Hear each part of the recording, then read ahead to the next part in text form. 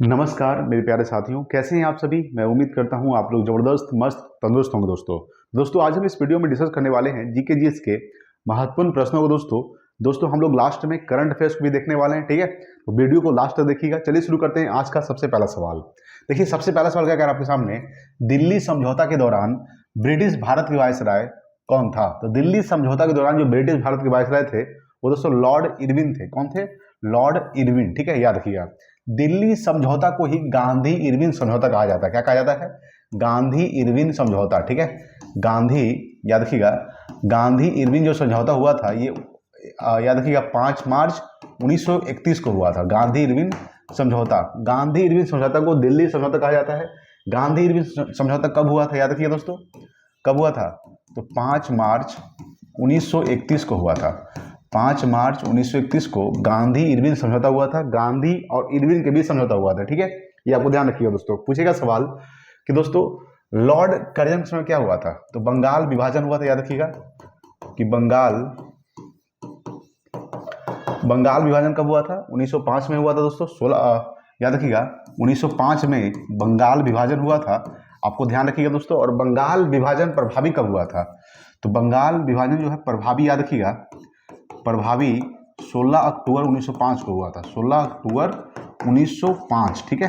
ये डेट आपको ध्यान रखिएगा दोस्तों। अगर सवाल पूछेगा कि लॉर्ड हार्डिंग द्वितीय के समय क्या हुआ था दोस्तों, तो बंगाल विभाजन हुआ था लॉर्ड कर्जन के समय, लेकिन बंगाल विभाजन को रद्द कर दिया गया था लॉर्ड हार्डिंग द्वितीय के द्वारा, ठीक है। लॉर्ड हार्डिंग द्वितीय के समय बंगाल विभाजन रद्द हुआ था। याद रखिएगा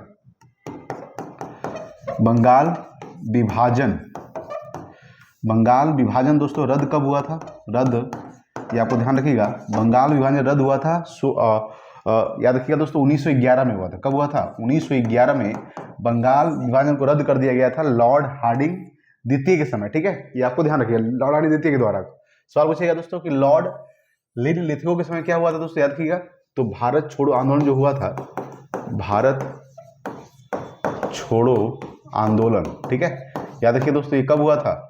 ये लॉर्ड लिथगो के समय हुआ था, ठीक है। याद रखिएगा भारत छोड़ो आंदोलन दोस्तों हुआ था मेन रूप से कब? 1942 में हुआ था। पूछेगा दोस्तों भारत छोड़ो आंदोलन की घोषणा कब हुआ था? घोषणा अगर पूछेगा दोस्तों तो 8 अगस्त 1942 को हुआ था, ठीक है। भारत छोड़ो आंदोलन की घोषणा, भारत छोड़ो आंदोलन हुआ कब था, ठीक है, यानी शुरुआत कब हुआ था दोस्तों? भारत छोड़ो आंदोलन की शुरुआत हुआ था, याद रखिएगा, 9 अगस्त 1942 को, ठीक है। 9 अगस्त 1942 को भारत छोड़ो आंदोलन हुआ था। भारत छोड़ो आंदोलन के दौरान महात्मा गांधी कौन सा नारा दिए थे? तो महात्मा गांधी ने दिए थे करो या मरो का नारा। करो या मरो का नारा, डू एंड डाई का नारा दिए थे महात्मा गांधी ने, ठीक है। ये आपको ध्यान रखिए दोस्तों। तो दिल्ली समझौता को ही गांधी इरविन समझौता कहा जाता है। गांधी इरविन समझौता दोस्तों 5 मार्च 1931 को हुआ था, ठीक है। ये आपको ध्यान रखिए दोस्तों। देखिए गांधी इरविन समझौता में ही दोस्तों जब हुआ था उसके बाद दोस्तों सविनय अवज्ञा आंदोलन को उसी समय रद्द कर दिया गया था, समाप्त कर दिया गया था दोस्तों सविनय अवज्ञा आंदोलन को, ठीक है। उसके बाद दोस्तों महात्मा गांधी जो थे वो लंदन निकल चुके थे, लंदन चले गए थे। क्यों? क्योंकि द्वितीय गोलमेज सम्मेलन में उनको भाग लेना था। तो एक सवाल पूछता है दोस्तों कि द्वितीय गोलमेज सम्मेलन में कौन भाग लिए थे? तो महात्मा गांधी लिए थे। यानी कौन से गोलमेज सम्मेलन में महात्मा गांधी भाग लिए थे? द्वितीय गोलमेज सम्मेलन में महात्मा गांधी भाग लिए थे। और तीनों गोलमेज सम्मेलन में कौन भाग लिए थे? तो डॉक्टर भीमराव अंबेडकर जो थे वो तीनों गोलमेज सम्मेलन में भाग लिए थे। प्रथम जो गोलमेज सम्मेलन हुआ था वो 1930 में हुआ था। द्वितीय गोलमेज सम्मेलन 1931 में हुआ था। तृतीय गोलमेज सम्मेलन 1932 में हुआ था, ठीक है। ये तीनों गोलमेज सम्मेलन आपको ध्यान रखिएगा। तीनों गोलमेज सम्मेलन में डॉक्टर भीमराव अम्बेडकर भाग लिए थे। तीनों गोलमेज सम्मेलन दोस्तों कहाँ हुआ था? तो लंदन में हुआ था, ठीक है। ये आपको ध्यान रखिएगा दोस्तों। द्वितीय गोलमेज सम्मेलन में कौन भाग लिए थे? तो महात्मा गांधी भाग लिए थे द्वितीय गोलमेज सम्मेलन में, ठीक है। ये आपको ध्यान रखिएगा दोस्तों। लॉर्ड कर्जन में बंगाल विभाजन हुआ था 1905 में, ठीक है। चलिए आगे बात करते हैं। अगला सवाल देखिएगा। देखिए अगला सेकंड नंबर सवाल, सेकंड आपके सामने दोस्तों कि सहायक संधि को निम्नलिखित में से किस राज्य ने स्वीकार नहीं किया था? याद रखिए दोस्तों होलकर। देखिए होलकर दोस्तों एक राज्य था, खासकर किसका, कहाँ का? तो ये मध्य प्रदेश का दोस्तों राज्य हुआ करता था, ठीक है। उसी समय दोस्तों क्या था, होलकर जो है ये सहायक संधि को स्वीकार नहीं किया था दोस्तों। सहायक संधि के जनक दोस्तों किसे कहा जाता है? तो सहायक संधि को जो जनक कहा जाता है, जनक याद रखिएगा, ठीक है।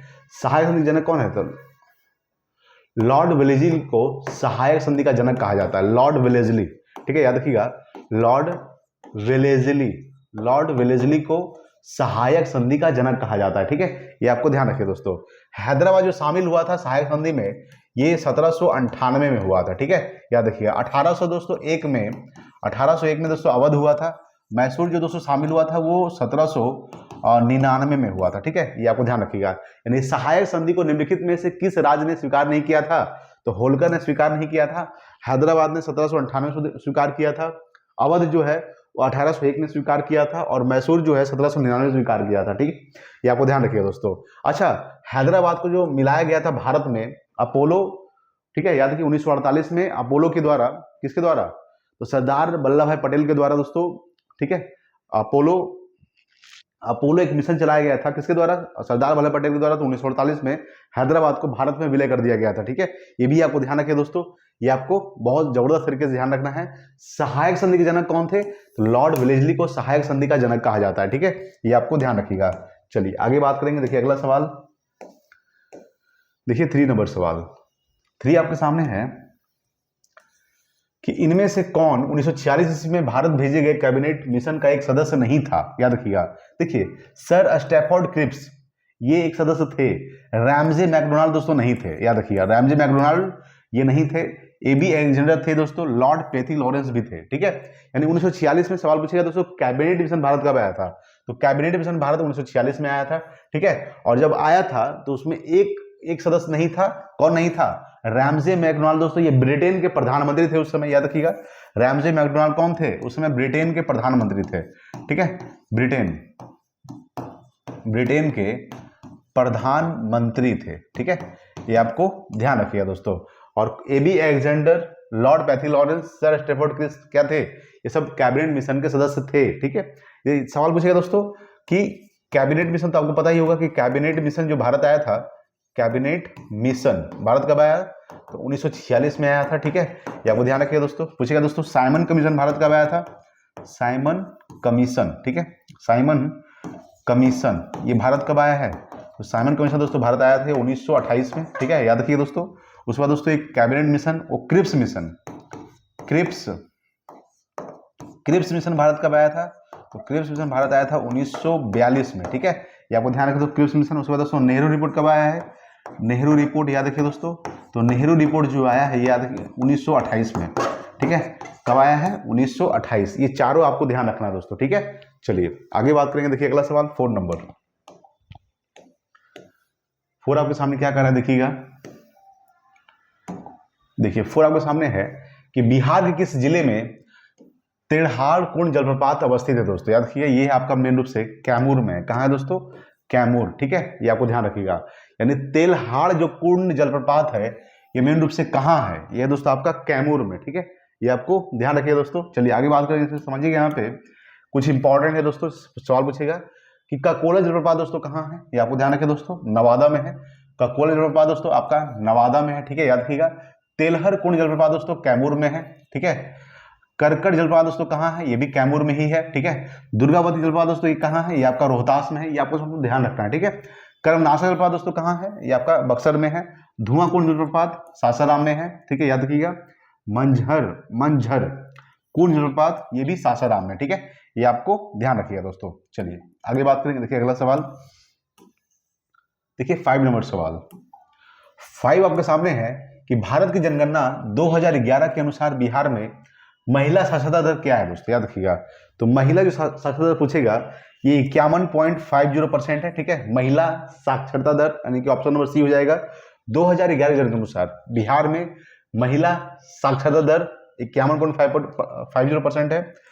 पुरुष साक्षरता दर कितना है? यानी बिहार में 2011 की जनगणना के अनुसार बिहार में पुरुष साक्षरता दर, ठीक है, याद रखिएगा, बिहार में पुरुष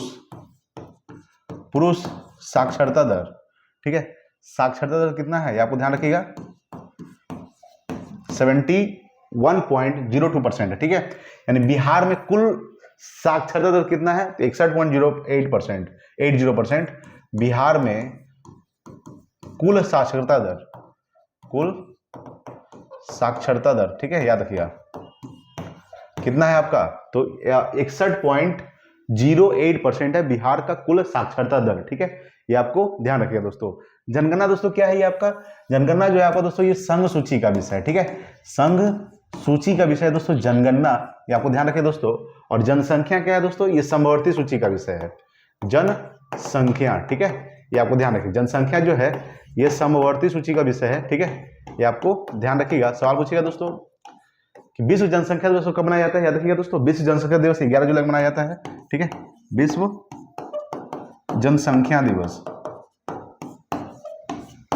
कब मनाया जाता है, 11 जुलाई, ठीक है, 11 जुलाई को विश्व जनसंख्या दिवस मनाया जाता है, ठीक है, ये भी आपको ध्यान रखिएगा दोस्तों। सवाल पूछेगा कि समवर्ती सूची में दोस्तों कितने विषय होते हैं, तो समवर्ती सूची में तो टोटल दोस्तों 52 विषय होते हैं। कितने विषय होते हैं, 52 विषय होते हैं दोस्तों। समवर्ती सूची को कहां से लिया गया है, समवर्ती सूची को ऑस्ट्रेलिया के संविधान से लिया गया है। कहां से लिया गया है, ऑस्ट्रेलिया के संविधान से समवर्ती सूची को लिया गया है, ठीक है, ये आपको ध्यान रखिएगा, ठीक है। तो जनसंख्या दोस्तों समवर्ती सूची का विषय है और जनगणना संघ सूची का विषय है। संघ सूची को कहां से लिया गया है, तो संघ सूची में टोटल कितने विषय होते हैं, 100 विषय हैं दोस्तों संघ सूची में। संघ सूची में जितने भी विषय हैं सभी को कानून बनाने का अधिकार केंद्र सरकार को है, ठीक है, ये आपको ध्यान रखिएगा।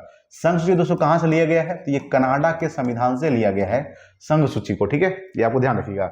एक आपको होता है दोस्तों संघ सूची, एक होता है आपका राज्य सूची, ठीक है, राज्य सूची ये भी दोस्तों कहां से लिया गया है, तो ये भी लिया गया है कनाडा के संविधान से, ठीक है।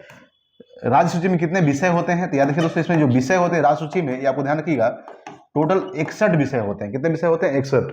संघ सूची, राज्य सूची, समवर्ती सूची, ये तीनों बहुत इंपॉर्टेंट है, ठीक है, ये आपको ध्यान रखिएगा। तीनों का जो उल्लेख किया गया है, संघ सूची, राज्य सूची, समवर्ती सूची, तीनों का जो उल्लेख किया गया है वो 7वीं अनुसूची में किया गया है, ठीक है, ये आपको ध्यान रखिएगा। तो भारत की जनगणना 2011 के अनुसार बिहार में महिला साक्षरता दर क्या है दोस्तों, तो 51.50% है। देखिए बिहार में सबसे ज्यादा साक्षरता वाला जिला कौन सा है, तो रोहतास है, ठीक है, याद रखिएगा। सबसे कम साक्षरता वाला जिला कौन सा है दोस्तों, पूर्णिया है, ठीक है, ये आपको ध्यान रखिएगा दोस्तों। बिहार में सबसे अधिक पुरुष साक्षरता वाला जिला कौन सा है, तो रोहतास है, और सबसे अधिक महिला साक्षरता वाला जिला भी रोहतास ही है, ठीक है, ये आपको ध्यान रखिएगा दोस्तों, ठीक है, तो ये आपको ध्यान रखना है। चलिए आगे बात करते हैं।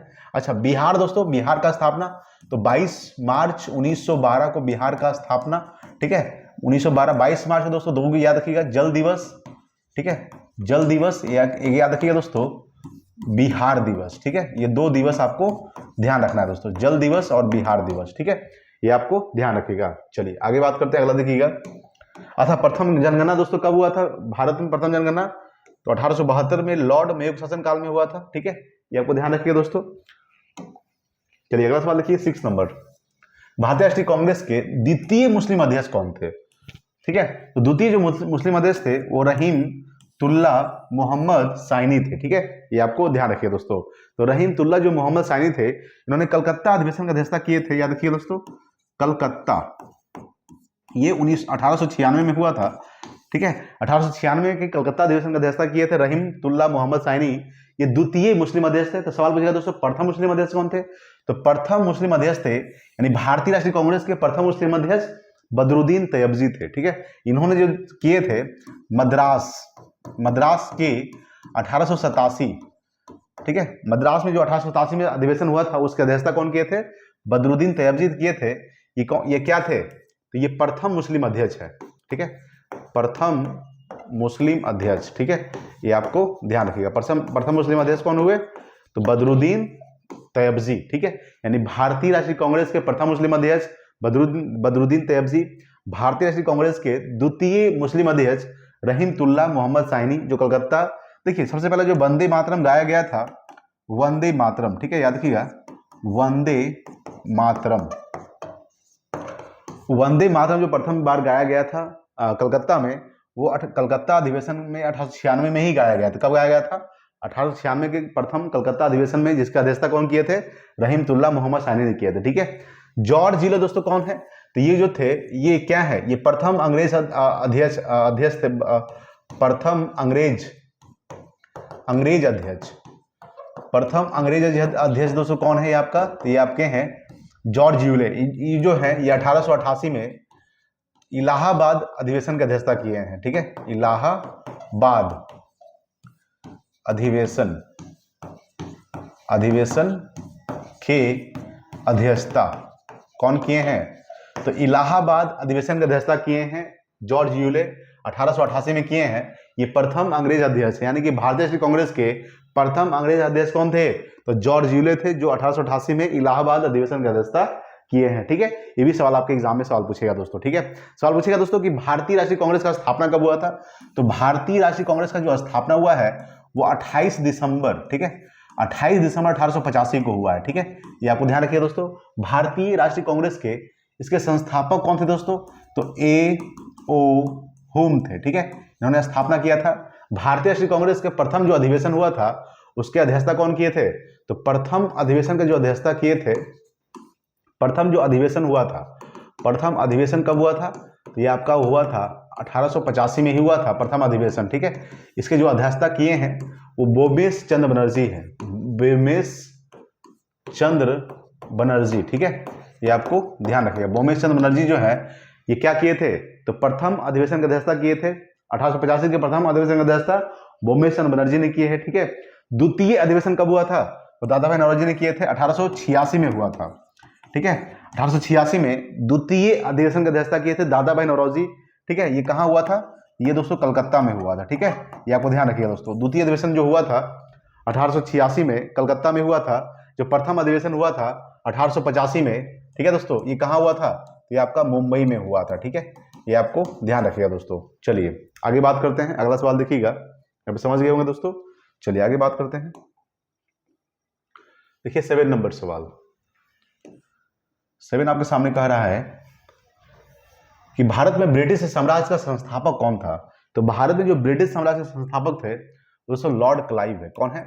लॉर्ड क्लाइव जो है आपका, ये भारत में ब्रिटिश साम्राज्य का संस्थापक है दोस्तों। देखिए प्लासी का जो युद्ध हुआ था, ये आपको ध्यान रखिएगा, प्लासी के युद्ध के बाद, ठीक है, याद रखिए दोस्तों कि प्लासी के युद्ध, ठीक है, ये 1757 को हुआ था। ठीक है, याद रखिएगा 1757 को प्लासी का युद्ध हुआ था दोस्तों, 1757। ठीक है, हल्दी घाटी का युद्ध 1576 में हुआ था। ठीक है, बक्सर का युद्ध 1764 में हुआ था। ठीक है, ये आपको ध्यान रखिए दोस्तों। तो प्लासी के युद्ध में दोस्तों लॉर्ड क्लाइव जो अंग्रेज के बीच जो युद्ध हुआ था, ठीक है, याद रखिएगा लॉर्ड क्लाइव इसी युद्ध के बाद, ठीक है, यानी प्लासी के युद्ध के बाद ही दोस्तों, ठीक है, भारत में ब्रिटिश साम्राज्य का संस्थापक हुआ था। मेन रूप से ब्रिटिश साम्राज्य का स्थापना हुआ था 1757 में। ठीक है, ये आपको ध्यान रखिए दोस्तों। लॉर्ड अगर मेयो की बात करते हैं तो इन्होंने इसके समय दोस्तों प्रथम जनगणना हुआ था, याद रखिएगा प्रथम जनगणना। ठीक है, ये आपको ध्यान रखिए दोस्तों कब हुआ था? 1872 में हुआ था दोस्तों प्रथम जनगणना। ठीक है, अच्छा, लॉर्ड मेयो को दोस्तों कहां पर चाकू मारकर हत्या कर दिया गया था? लॉर्ड मेयो को तो अंडमान निकोबार द्वीप समूह पर। ठीक है, अंडमान निकोबार द्वीप समूह पर दोस्तों इनको जो है चाकू मारकर हत्या कर दिया था। किसको? तो आपका लॉर्ड मेयो को। ठीक है, ये आपको ध्यान रखिए दोस्तों। अच्छा, दशकीय आधार पर जनगणना कब शुरू किया गया है? याद रखिए दोस्तों कि दशकीय आधार पर जनगणना, याद रखिएगा दशकीय आधार पर जनगणना ये शुरू हुआ आपका 1881 में हुआ है। किसके समय में? तो लॉर्ड, ठीक है, लॉर्ड रिपन के समय में हुआ है। यानी हर 10 साल पर, यानी हर 10 साल पर जनगणना शुरू होगा, वो 1881 में होगा 1881 में हुआ था लॉर्ड रिपन के काल में। ठीक है, ये आपको ध्यान रखिएगा दोस्तों। लॉर्ड रिपन को स्थानीय स्वशासन का जनक भी कहा जाता है। याद रखिएगा कि स्थानीय, ठीक है, स्थानीय स्वशासन का जनक किसे कहा जाता है? तो स्थानीय स्वशासन का जनक लॉर्ड रिपन को कहा जाता है। ठीक है, ये आपको ध्यान रखिए दोस्तों। इन्होंने क्या किया था? वर्नाकुलर प्रेस एक्ट को रद्द भी कर दिया था। लॉर्ड लिटन ने क्या किया था? वर्नाकुलर प्रेस एक्ट को लाया था। लॉर्ड लिटन ने वर्नाकुलर प्रेस एक्ट को लाया था। ठीक है, प्रेस एक्ट को लाया कब? 1878 में, 1878 में लाया था। और लॉर्ड रिपन ने क्या किया था? इसको तो वर्ना प्रेसकुलर एक्ट को रद्द कर दिया था। क्या कर दिया था? रद्द कर दिया था। कौन? तो आपका लॉर्ड रिपन ने रद्द कर दिया था। कब? ठीक है, लाया था 1878 में और लॉर्ड रिपन ने इसको रद्द कर दिया था वर्नाकुलर प्रेस एक्ट को। ठीक है, ये आपको ध्यान रखिएगा। तो भारत में ब्रिटिश साम्राज्य का संस्थापक कौन था दोस्तों? लॉर्ड क्लाइव है। ठीक है, ये आपको ध्यान रखिएगा। प्लासी का युद्ध दोस्तों 1757, बक्सर का युद्ध दोस्तों कब हुआ था? तो बक्सर का युद्ध दोस्तों 1764। ठीक है, सभी को पता हुई होगा बक्सर का युद्ध 1764। ठीक है, और प्लासी और एक और कौन था? हल्दी घाटी का युद्ध, हल्दी घाटी का युद्ध। ठीक है, हल्दी घाटी का जो युद्ध हुआ था ये अकबर और महाराणा प्रताप के बीच हुआ था, 1576 में हुआ है। ठीक है, ये आपको ध्यान रखिएगा दोस्तों, हल्दी घाटी का युद्ध अकबर और महाराणा प्रताप के बीच। ठीक है, ये आपको ध्यान रखिएगा। चलिए आगे बात करेंगे। देखिए अगला सवाल 8 नंबर सवाल, देखिए क्या कर रहा है। 8 आपके सामने है कि निम्नलिखित युग्म को सुमेलित कीजिए। ठीक है, देखिए दीवान बंदरगान की जो स्थापना किए थे वो फिरोज तुगलक किए थे। दीवान मुश्तराज का स्थापना कौन किए थे, तो अलाउद्दीन खिलजी किए थे। कौन किए थे, अलाउद्दीन खिलजी। ठीक है, ये आपको ध्यान रखिएगा, अलाउद्दीन खिलजी। दीवान कोही का स्थापना कौन किए दोस्तों, तो मोहम्मद तुगलक किए हैं। ठीक है, ये आपको ध्यान रखिएगा।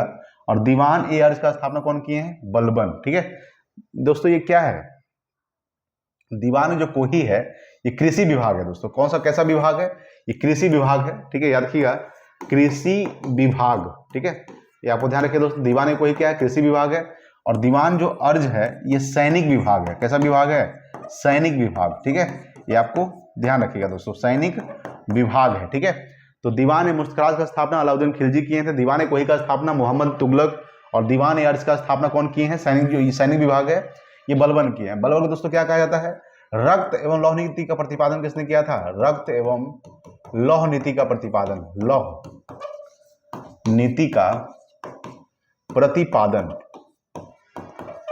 कौन किया दोस्तों, तो आपका बलबन किया। ठीक है, रक्त एवं लौह नीति का प्रतिपादन किसने किया था, बलबन दोस्तों। फिरोज तुगलक दोस्तों याद रखिएगा, ये फिरोज तुगलक क्या है, फिरोज शाह तुगलक। ठीक है, याद रखिए, तुगलक वंश शासक है। कौन सा वंश, तुगलक वंश। इसका शासनकाल माना जाता है 1351 से लेकर दोस्तों 1388 तक, फिरोज शाह तुगलक का। ठीक है, ये तुगलक वंश का शासक है फिरोज शाह तुगलक। ठीक है, और मोहम्मद तुगलक दोस्तों ये भी तुगलक वंश का शासक है। इसका शासनकाल कब से है, 1385 से 1351 तक। ठीक है, ये आपको ध्यान रखिएगा, 1351 से 1385, यानी मोहम्मद बिन तुगलक का बाद कौन आया था, फिरोज तुगलक। ठीक है, ये आपको ध्यान रखिए। सबसे पहले कौन था, गयासुद्दीन तुगलक, जिन्होंने तुगलक वंश की स्थापना किए थे। उसके बाद दोस्तों मोहम्मद बिन तुगलक। ठीक है, उसके बाद फिरोज तुगलक। ठीक है, ये आपको ध्यान रखिएगा। चलिए आगे बात करेंगे। देखिए अगला सवाल 9 नंबर, 9 आपके सामने है कि 12 मासा की रचना किसने की थी, तो मलिक मोहम्मद जायसी। ठीक है, मलिक मोहम्मद जायसी जो है ये 12 मासा की रचना किए हैं। अमीर खुसरो दोस्तों क्या है, याद रखिए दोस्तों, ये किसके राज दरबारी कवि थे। ठीक है, आपको ध्यान रखिएगा। अगर बात करेंगे अमीर जो खुसरो दोस्तों, ये अलाउद्दीन के राज दरबारी कवि थे अमीर खुसरो। अमीर खुसरो को हिंद का तोता भी कहा जाता है, यानी भारत का तोता किसे कहा जाता है, भारत का तोता। ठीक है, याद रखिएगा, अमीर खुसरो को कहा जाता है तोता ए हिंद के नाम से किसे जाना जाता है, तोता ए हिंद के नाम से अमीर खुसरो को जाना जाता है। ठीक है, ये अलाउद्दीन खिलजी का राज दरबारी कवि था, अलाउद्दीन खिलजी, अलाउद्दीन खिलजी। ठीक है, ये खिलजी वंश शासक है दोस्तों, अलाउद्दीन खिलजी। ठीक है, खिलजी वंश के संस्थापक कौन थे, जलालुद्दीन खिलजी, जलालुद्दीन फिरोज खिलजी। ठीक है, ये ध्यान रखिएगा।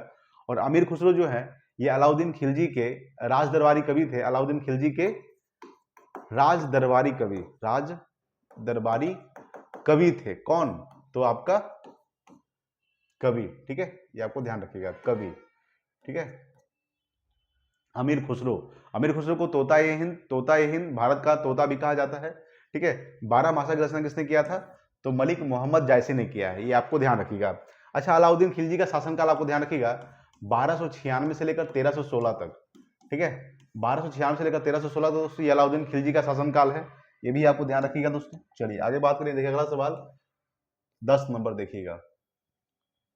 10 आपके सामने है कि भारतीय संविधान में समवर्ती सूची को निम्न में से किस संविधान से लिया गया दोस्तों, यानी कहां से लिया गया है।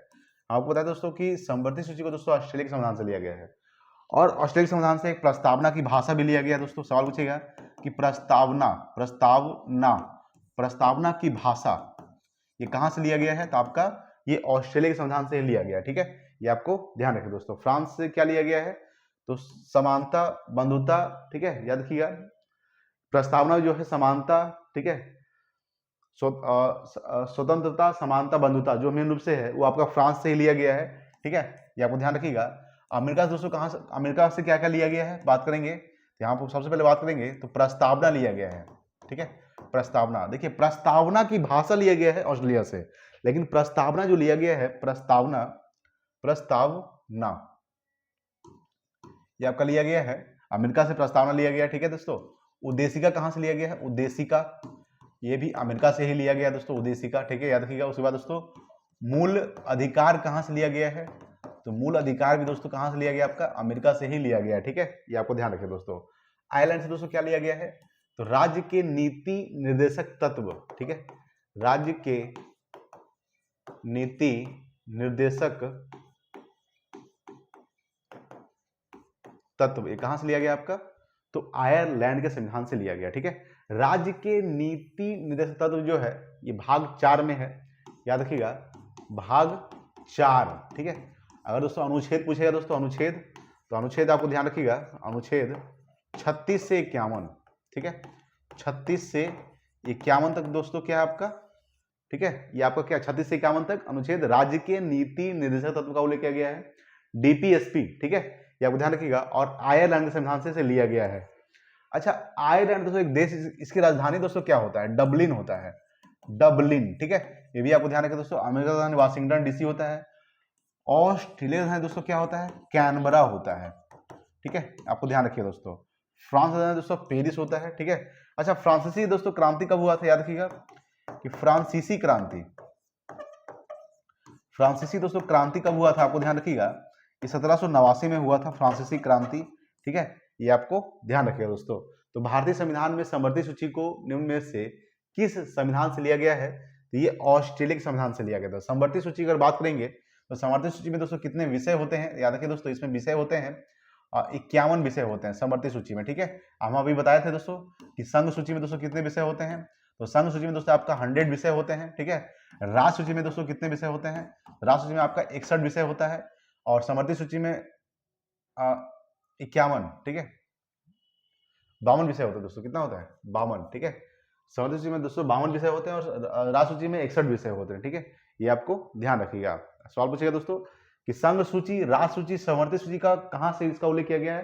तो 7वीं अनुसूची में किया गया है, ठीक है, ये आपको ध्यान रखिएगा। 7वीं अनुसूची में है क्या? केंद्र एवं राज्यों के बीच शक्ति का बंटवारा, ठीक है, ये आपको ध्यान रखिएगा। चलिए आगे बात करेंगे। देखिए अगला सवाल 11 नंबर देखिएगा। 11 के सामने है कि स्वतंत्र भारत के प्रथम विधि आयोग में अध्यक्ष कौन थे? तो विधि जो आयोग में अध्यक्ष थे वो आपका थे श्री MC शीतलवाड़। कौन थे? श्री MC शीतलवाड़, ठीक है। विधि आयोग में अध्यक्ष कौन थे? तो श्री MC शीतलवाड़ थे, ठीक है, ये आपको ध्यान रखिएगा दोस्तों। अगर बात करेंगे कि इसका दोस्तों स्थापना कब हुआ था, आपको ध्यान रखिएगा।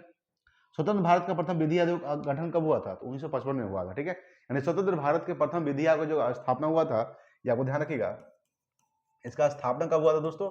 ये स्थापना इसका 1955 में हुआ है, ठीक है, ये आपको ध्यान रखिएगा दोस्तों। यानी कि स्वतंत्र भारत के प्रथम विधि आयोग का अध्यक्ष 1955 में हुआ था, और इसके जो अध्यक्ष थे श्री MC शीतलवाड़ थे, ठीक है, ये आपको ध्यान रखिएगा दोस्तों। चलिए आगे बात करें। देखिए अगला सवाल 12 नंबर देखिए। 12 आपके सामने है कि भारत में यदि एक राज्य एक चुनाव लागू किया जाता है तो भारतीय संविधान के किस अनुच्छेद में संशोधन की आवश्यकता होगी? तो अनुच्छेद 83 में, अनुच्छेद 172 में संशोधन की आवश्यकता हो, यानी कि ऑप्शन नंबर A B दोनों हो जाएगा, ठीक है, ऑप्शन नंबर A B दोनों हो जाएगा, ठीक है, ये आपको ध्यान रखिएगा। अनुच्छेद 56 में दोस्तों क्या है? याद रखिएगा दोस्तों, ठीक है, अनुच्छेद 56 में क्या है? राष्ट्रीय आपातकाल, राष्ट्रपति शासन है क्या दोस्तों? राष्ट्रपति शासन, राष्ट्रपति शासन का जो उल्लेख किया गया है ये अनुच्छेद, राष्ट्रपति शासन का उल्लेख, ठीक है, अनुच्छेद 356 में है। राष्ट्रीय आपातकाल दोस्तों क्या है? राष्ट्रीय आपातकाल, राष्ट्रीय आपातकाल, इसका जो उल्लेख किया गया है, ठीक है, अनुच्छेद किसमें किया गया है?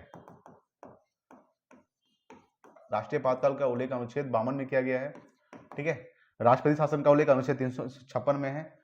वित्तीय आपातकाल, याद रखिएगा, वित्तीय आपातकाल, वित्तीय आपातकाल का जो उल्लेख किया गया दोस्तों अनुच्छेद 360 में किया गया, ठीक है, ये आपको ध्यान रखिएगा दोस्तों। तो अनुच्छेद 83 और अनुच्छेद किसमें, अनुच्छेद 172 में क्या करने का प्रावधान है? तो भारत में यदि एक राज्य एक कानून लागू हो तो भारतीय संविधान के किस अनुच्छेद में? अनुच्छेद 83 और अनुच्छेद 172 में संशोधन करने की आवश्यकता है, ठीक है। अच्छा, संविधान संशोधन का जो उल्लेख किया गया, याद रखिएगा, संविधान संशोधन, संविधान संशोधन, ठीक है, संविधान संशोधन का उल्लेख किस अनुच्छेद में किया गया है? तो अनुच्छेद 368 में किया गया, ठीक है, अनुच्छेद 368 में संविधान संशोधन करने का उल्लेख किया गया है। ठीक है, ये भी आपको ध्यान रखिएगा। चलिए अगला देते हैं, 13 नंबर सवाल देखिए। 13 आपके सामने है कि पंचायत की वित्तीय स्थिति की समीक्षा के लिए राज्य सरकार प्रत्येक 5 वर्षों में क्या गठित करती है? तो 5 वर्षों में दोस्तों राज्य सरकार वित्त आयोग को गठित करती है। देखिए वित्त आयोग का जो कार्यकाल होता है दोस्तों 5 वर्ष का होता है। ठीक है, ये आपको ध्यान रखिएगा। वित्त आयोग दोस्तों क्या है? गैर संवैधानिक है। क्या है दोस्तों? गैर संवैधानिक, यानी इसका संविधान में इसका उल्लेख नहीं किया गया है। वित्त आयोग दोस्तों इसका अगर बात करेंगे, इसका जो उल्लेख किया गया है अनुच्छेद 280 में किया गया वित्त आयोग का। ठीक है, अनुच्छेद 280 में इसका उल्लेख किया गया है वित्त आयोग का। ठीक है, ये आपको ध्यान रखिएगा दोस्तों। एक है दोस्तों वित्त विधेयक। वित्त विधेयक के बारे में दोस्तों ध्यान रखिएगा।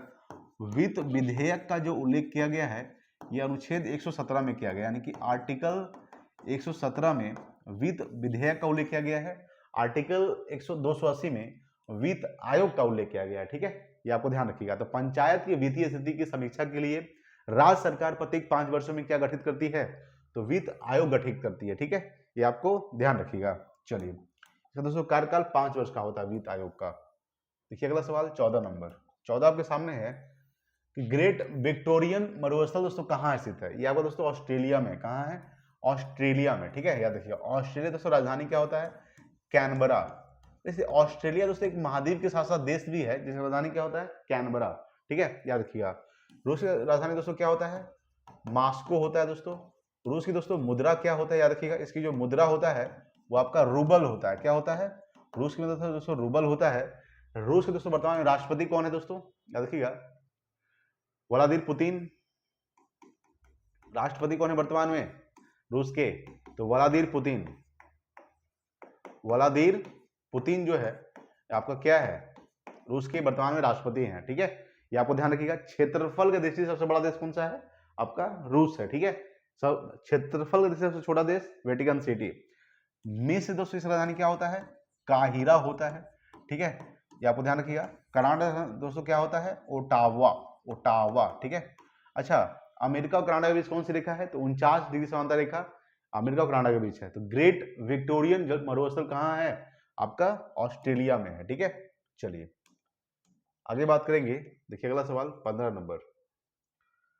15 आपके सामने है कि ग्रीनलैंड निम्न देशों में से किस देश का भाग है? ग्रीनलैंड दोस्तों डेनमार्क का भाग है। ठीक है, याद रखिएगा डेनमार्क का भाग है दोस्तों आपका ग्रीनलैंड। ठीक है, याद रखिए दोस्तों। अगर बात करेंगे ये मैंने दोस्तों राजनीतिक के मामले पूछे दोस्तों, ये डेनमार्क का भाग है। लेकिन भौगोलिक क्षेत्रफल की दृष्टि से अगर बात करेंगे तो ये जो ग्रीनलैंड आपका है ये उत्तरी अमेरिका का भाग है। ठीक है, ये आपको देखिएगा। अगर बात करेंगे दोस्तों ग्रीनलैंड क्या है दोस्तों, ये किस देश का भाग है? ये डेनमार्क का है। सबसे बड़ा द्वीप कौन सा है दोस्तों? ग्रीनलैंड। याद रखिएगा कि विश्व का सबसे बड़ा द्वीप कौन सा है? तो विश्व का सबसे बड़ा द्वीप, विश्व का सबसे बड़ा द्वीप, सबसे बड़ा द्वीप दोस्तों कौन सा है आपका? द्वीप, वो आपका दोस्तों द्वीप, याद रखिएगा सबसे बड़ा द्वीप है आपका ग्रीनलैंड। ठीक है, ये आपको ध्यान रखिएगा। ग्रीनलैंड दोस्तों याद रखिएगा ये आर्कटिक और अटलांटिक सागर को क्या करती है? जोड़ती है। ठीक है, आर्कटिक एवं अटलांटिक सागर को क्या करती है? आपस में जोड़ती है। आर्कटिक सागर और अटलांटिक सागर को क्या करती है दोस्तों? आपस में ग्रीनलैंड जोड़ती है। ये विश्व का सबसे बड़ा द्वीप है। ठीक है, याद रखिए दोस्तों ये मेन से डेनमार्क में है। अच्छा डेनमार्क राजधानी दोस्तों क्या होता है? तो कोपनहेगन होता है। कोपनहेगन होता है। ठीक है, याद रखिएगा। फिनलैंड की दोस्तों राजधानी क्या होता है? हेलसिंकी होता है। हेलसिंकी। ठीक है, ये आपको ध्यान रखिएगा। हेलसिंकी जो है ये फिनलैंड की राजधानी है। झीलों का देश दोस्तों किसे कहा जाता है? तो झीलों का देश फिनलैंड को कहा जाता है। झीलों का देश। ठीक है, झीलों का देश जो दोस्तों फिनलैंड को कहा जाता है। याद रखिएगा दोस्तों। फिलीपींस दोस्तों याद रखिएगा इसकी राजधानी दोस्तों मनीला होता है। मनीला। ठीक है, ये आपको ध्यान रखिए दोस्तों। अंतरराष्ट्रीय चावल अनुसंधान संस्थान दोस्तों कहाँ है? आपका मनीला में है। याद रखिएगा कि अंतरराष्ट्रीय चावल अनुसंधान संस्थान क्या कहाँ है दोस्तों? आपका मनीला में है। अच्छा अंतरराष्ट्रीय चावल अनुसंधान संस्थान दोस्तों कहाँ है? मनीला में। लेकिन राष्ट्रीय चावल अनुसंधान संस्थान कहाँ है? याद रखिएगा राष्ट्रीय चावल अनुसंधान संस्थान, ये आपका दोस्तों कहाँ है? राष्ट्रीय अनुसंधान संस्थान दोस्तों आपका कटक में है। ये कहाँ पड़ता है? आपका ओडिशा में पड़ता है, ठीक है। ये आपको ध्यान रखिएगा दोस्तों, ठीक है। अगर बात करेंगे कि अंतर्राष्ट्रीय चावल अनुसंधान संस्थान मनीला, ये फिलीपींस की राजधानी है। अच्छा, संयुक्त अरब अमीरात की राजधानी दोस्तों क्या है? ये अबू धाबी है।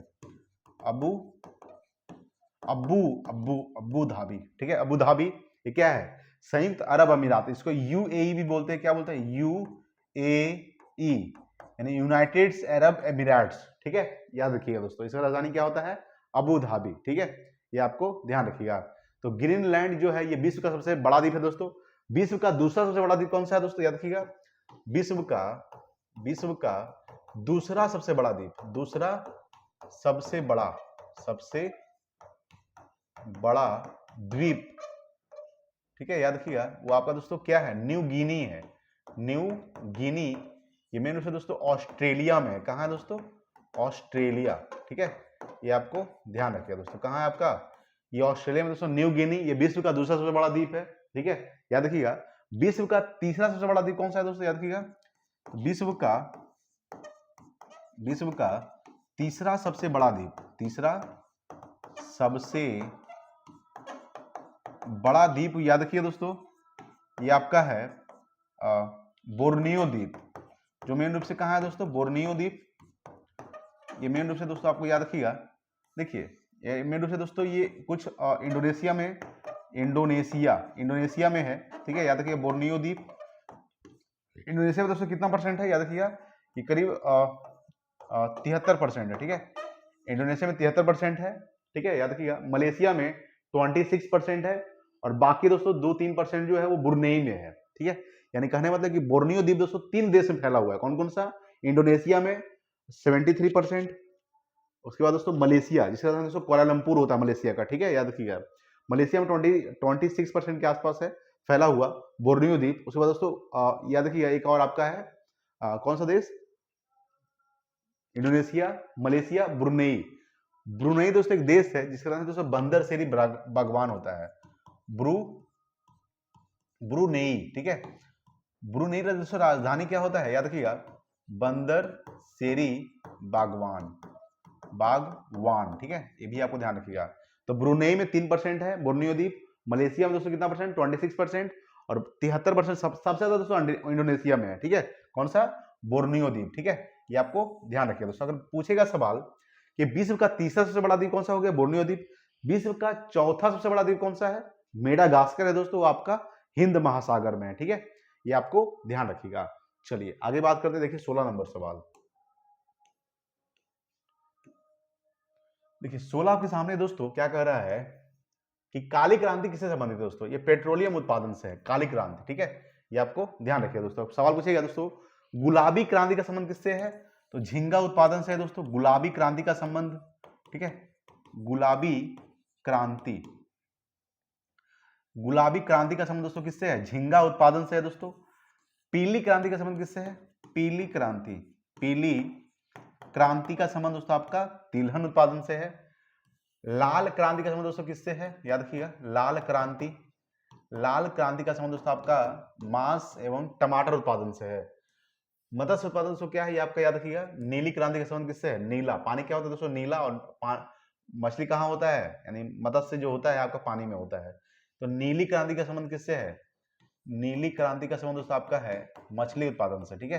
ये आपको ध्यान रखिए दोस्तों, ठीक है। हरित क्रांति का संबंध किससे है? खाद्य उत्पादन से। हरित क्रांति के जनक कौन थे? तो डॉक्टर एम.एस. स्वामीनाथन जो थे वो हरित क्रांति के जनक थे, ठीक है। ये आपको ध्यान रखिए दोस्तों। चलिए, तो काली क्रांति का संबंध किससे है? आपका पेट्रोलियम उत्पादन से है। श्वेत क्रांति दोस्तों, श्वेत क्रांति याद रखिएगा, श्वेत क्रांति का संबंध किससे है? तो दुग्ध उत्पादन यानी दूध उत्पादन से है, ठीक है। याद रखिएगा, दूध उत्पादन से है। श्वेत क्रांति के जनक कौन थे? याद रखिएगा, डॉक्टर वर्गीज कुरियन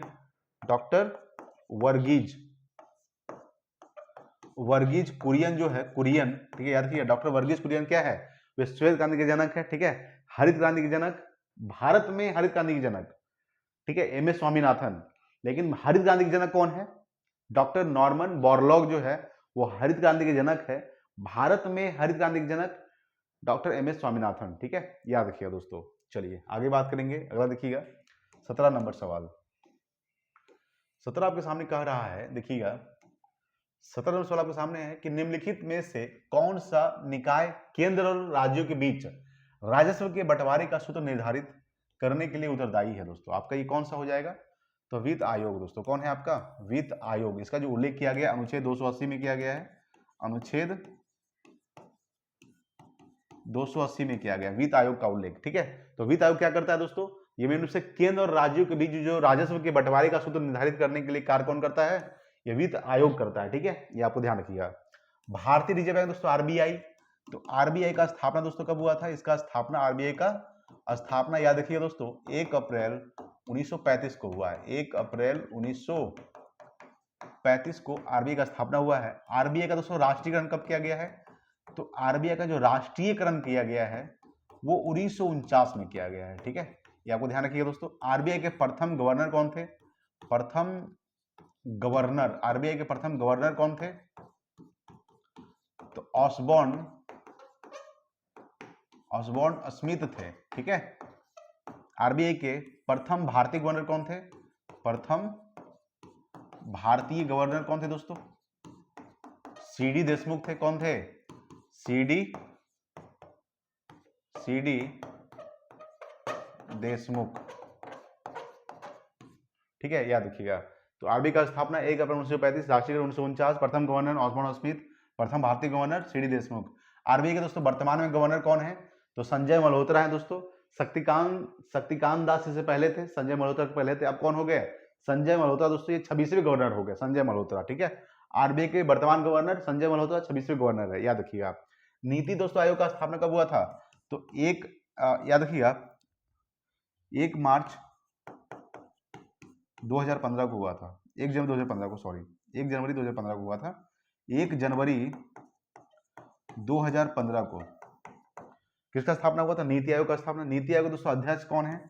तो अध्यक्ष होते हैं भारत के प्रधानमंत्री जो होते हैं, अध्यक्ष भारत के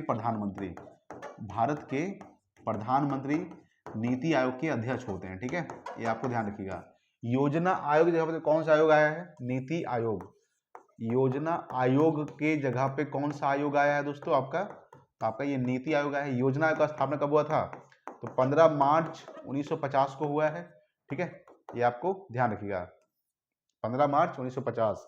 यानी योजना आयोग के प्रथम अध्यक्ष कौन थे? तो पंडित जवाहरलाल नेहरू, यानी भारत के जो प्रथम प्रधानमंत्री हुए पंडित जवाहरलाल नेहरू योजना आयोग के प्रथम अध्यक्ष थे। ठीक है, ये आपको ध्यान रखिएगा।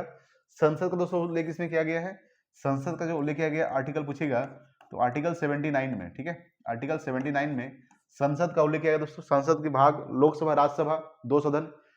ठीक है, लोकसभा एक राज्यसभा। ठीक है, लोकसभा को उल्लेख अनुच्छेद 80 में है और राज्यसभा को उल्लेख अनुच्छेद राज्यसभा का उल्लेख अनुच्छेद 80 में है, लोकसभा का उल्लेख अनुच्छेद 81 में है। ठीक है, सरला से अगर बात करेंगे दोस्तों, सा से संसद, इसका उल्लेख दोस्तों किसमें है? 79 में है। राज से क्या हो जाएगा? सरला। राज से दोस्तों राज्यसभा, इसका उल्लेख अनुच्छेद 80 में है। ला से लोकसभा हो जाएगा, इसका उल्लेख अनुच्छेद 81 में है दोस्तों। ठीक है, लोकसभा दोस्तों भंग किया जा सकता है लेकिन राज्यसभा को भंग नहीं किया जा सकता है। ठीक है, ये आपको ध्यान रखना है दोस्तों। चलिए आगे बात करेंगे। अगला सवाल देखिएगा, देखिए 80 नंबर सवाल। 80 आपके सामने है कि किस अर्थशास्त्री ने भारत में सबसे पहले वैज्ञानिक दृष्टि से राष्ट्रीय आय की गणना की थी? किसने किया था? तो VKRV राव ने किए थे। ठीक है, याद रखिएगा। अगर पूछेगा दोस्तों कि VKRV राव ने राष्ट्रीय आय की गणना किए थे, ठीक है, भारत में सबसे पहले, ये आपको ध्यान रखना है। चलिए आगे बात करते हैं। देखिए अगला सवाल,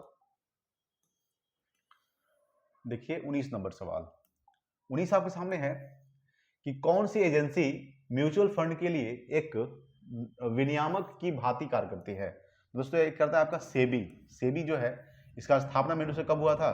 तो ये 1988 में हुआ दोस्तों इसका स्थापना। IRD का स्थापना दोस्तों कब हुआ था? ये आपका 1999 में हुआ है। SBI का दोस्तों स्थापना कब हुआ है? 1955 में हुआ दोस्तों SBI का स्थापना। RBI का स्थापना तो अभी बताए थे 1 अप्रैल 1935 को। ठीक है, 1 अप्रैल 1935 को RBI का स्थापना हुआ। ठीक है, ये आपको ध्यान रखिएगा दोस्तों। सेबी का फुल फॉर्म क्या होता है? Security exchange board of India. Security exchange board of India दोस्तों, ये सेबी का फुल फॉर्म होता है, याद रखिए दोस्तों। SBI state bank of India, RBI का रिजर्व बैंक ऑफ इंडिया। ठीक है, देखिए SBI का दोस्तों पुराना नाम क्या है? याद रखिएगा, SBI का पुराना नाम क्या है? तो imperial bank of India, imperial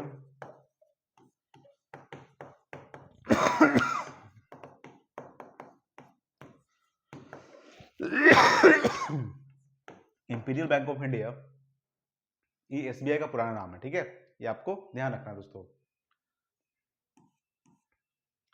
तो कौन सी एजेंसी म्यूचुअल फंड के लिए एक विनियामक की भांति कार्य करती है? तो सेबी ही करता है, ठीक है, ये आपको ध्यान रखिएगा। चलिए अगला सवाल लिखते हैं, 20 नंबर सवाल।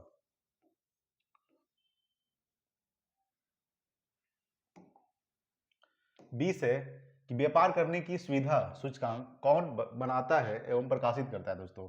तो विश्व बैंक करता है, ठीक है, ये आपको देखना। वर्ल्ड बैंक का मुख्यालय दोस्तों कहाँ है? इसका हेडक्वार्टर पूछेगा दोस्तों कहाँ है, याद रखिए दोस्तों, ये वाशिंगटन डीसी में है, ठीक है, वाशिंगटन डीसी, डीसी का मतलब डिस्ट्रिक्ट ऑफ कोलंबिया, ठीक है।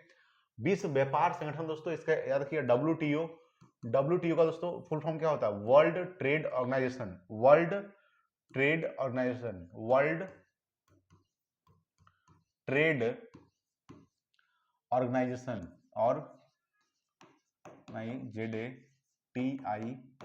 ठीक है, वर्ल्ड ट्रेड ऑर्गेनाइजेशन। इसका स्थापना कब हुआ दोस्तों? इसका स्थापना याद रखिएगा 1995 में हुआ है, एक जनवरी 1995, ठीक है, 1 जनवरी 1995 को डब्ल्यूटीओ का स्थापना हुआ। डब्ल्यूटीओ का दोस्तों मुख्यालय कहाँ है?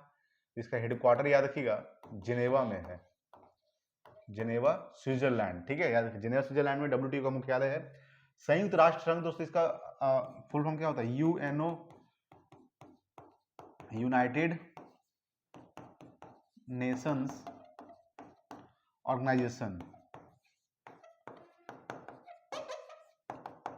ठीक है। इसका स्थापना दोस्तों कब हुआ था यूएनओ का? तो 24 अक्टूबर 1945 को हुआ था, 24 अक्टूबर 1945 को स्थापना हुआ था, ठीक है, याद रखिएगा।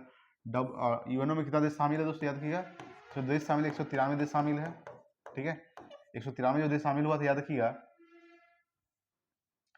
193 जो देश शामिल हुआ है वो आपका कौन है? तो दक्षिणी सूडान है, दक्षिणी सूडान, ठीक है, ये आपको ध्यान रखना। दक्षिणी सूडान का राजधानी क्या होता है? जुबा, ये आपको ध्यान रखिएगा।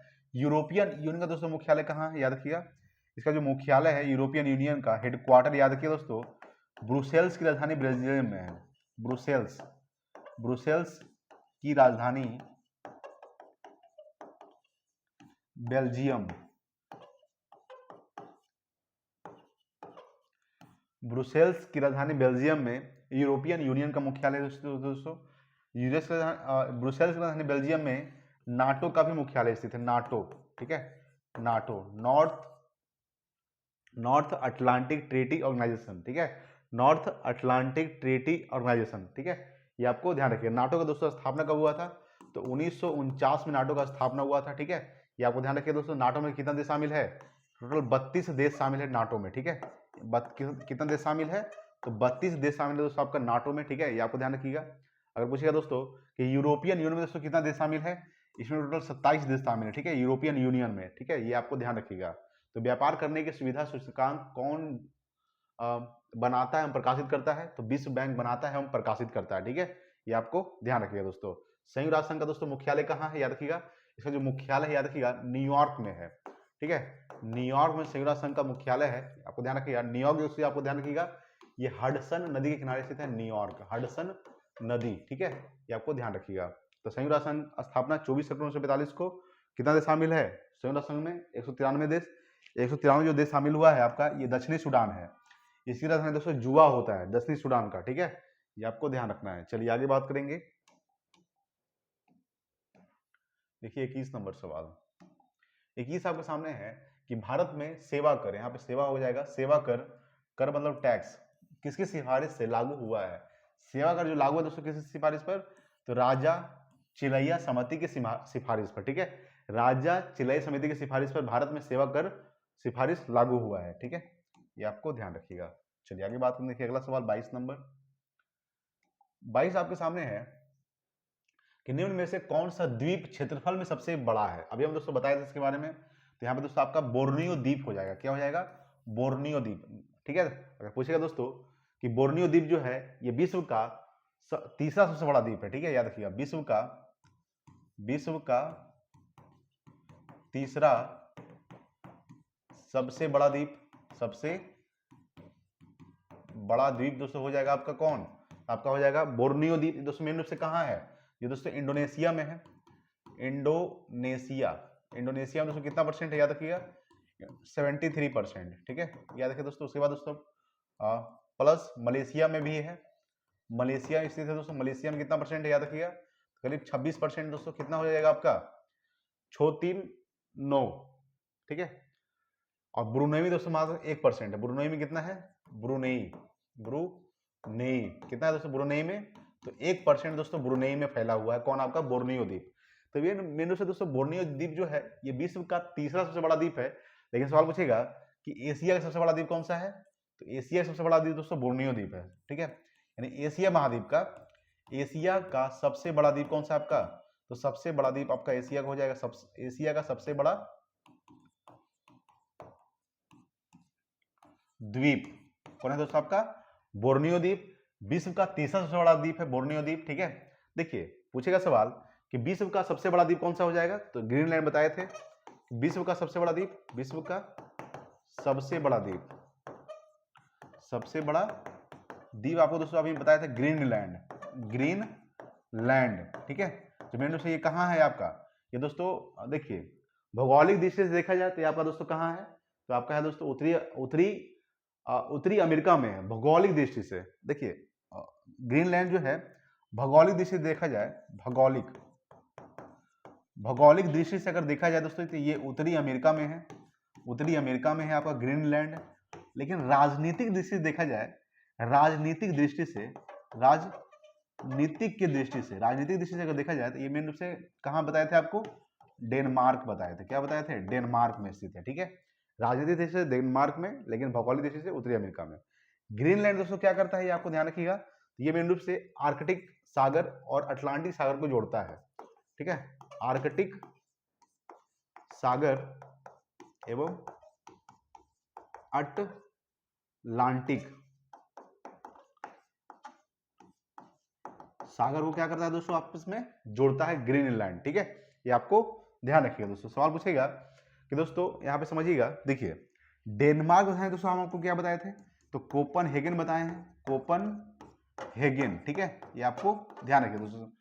अच्छा ब्रुनेई राजधानी दोस्तों क्या होता है, ब्रुनेई राजधानी याद रखिएगा बंदरसेरी बागवान होता है। ब्रुनेई राजधानी क्या होता है, बंदरसेरी बागवान, ठीक है, ये आपको ध्यान रखिए दोस्तों।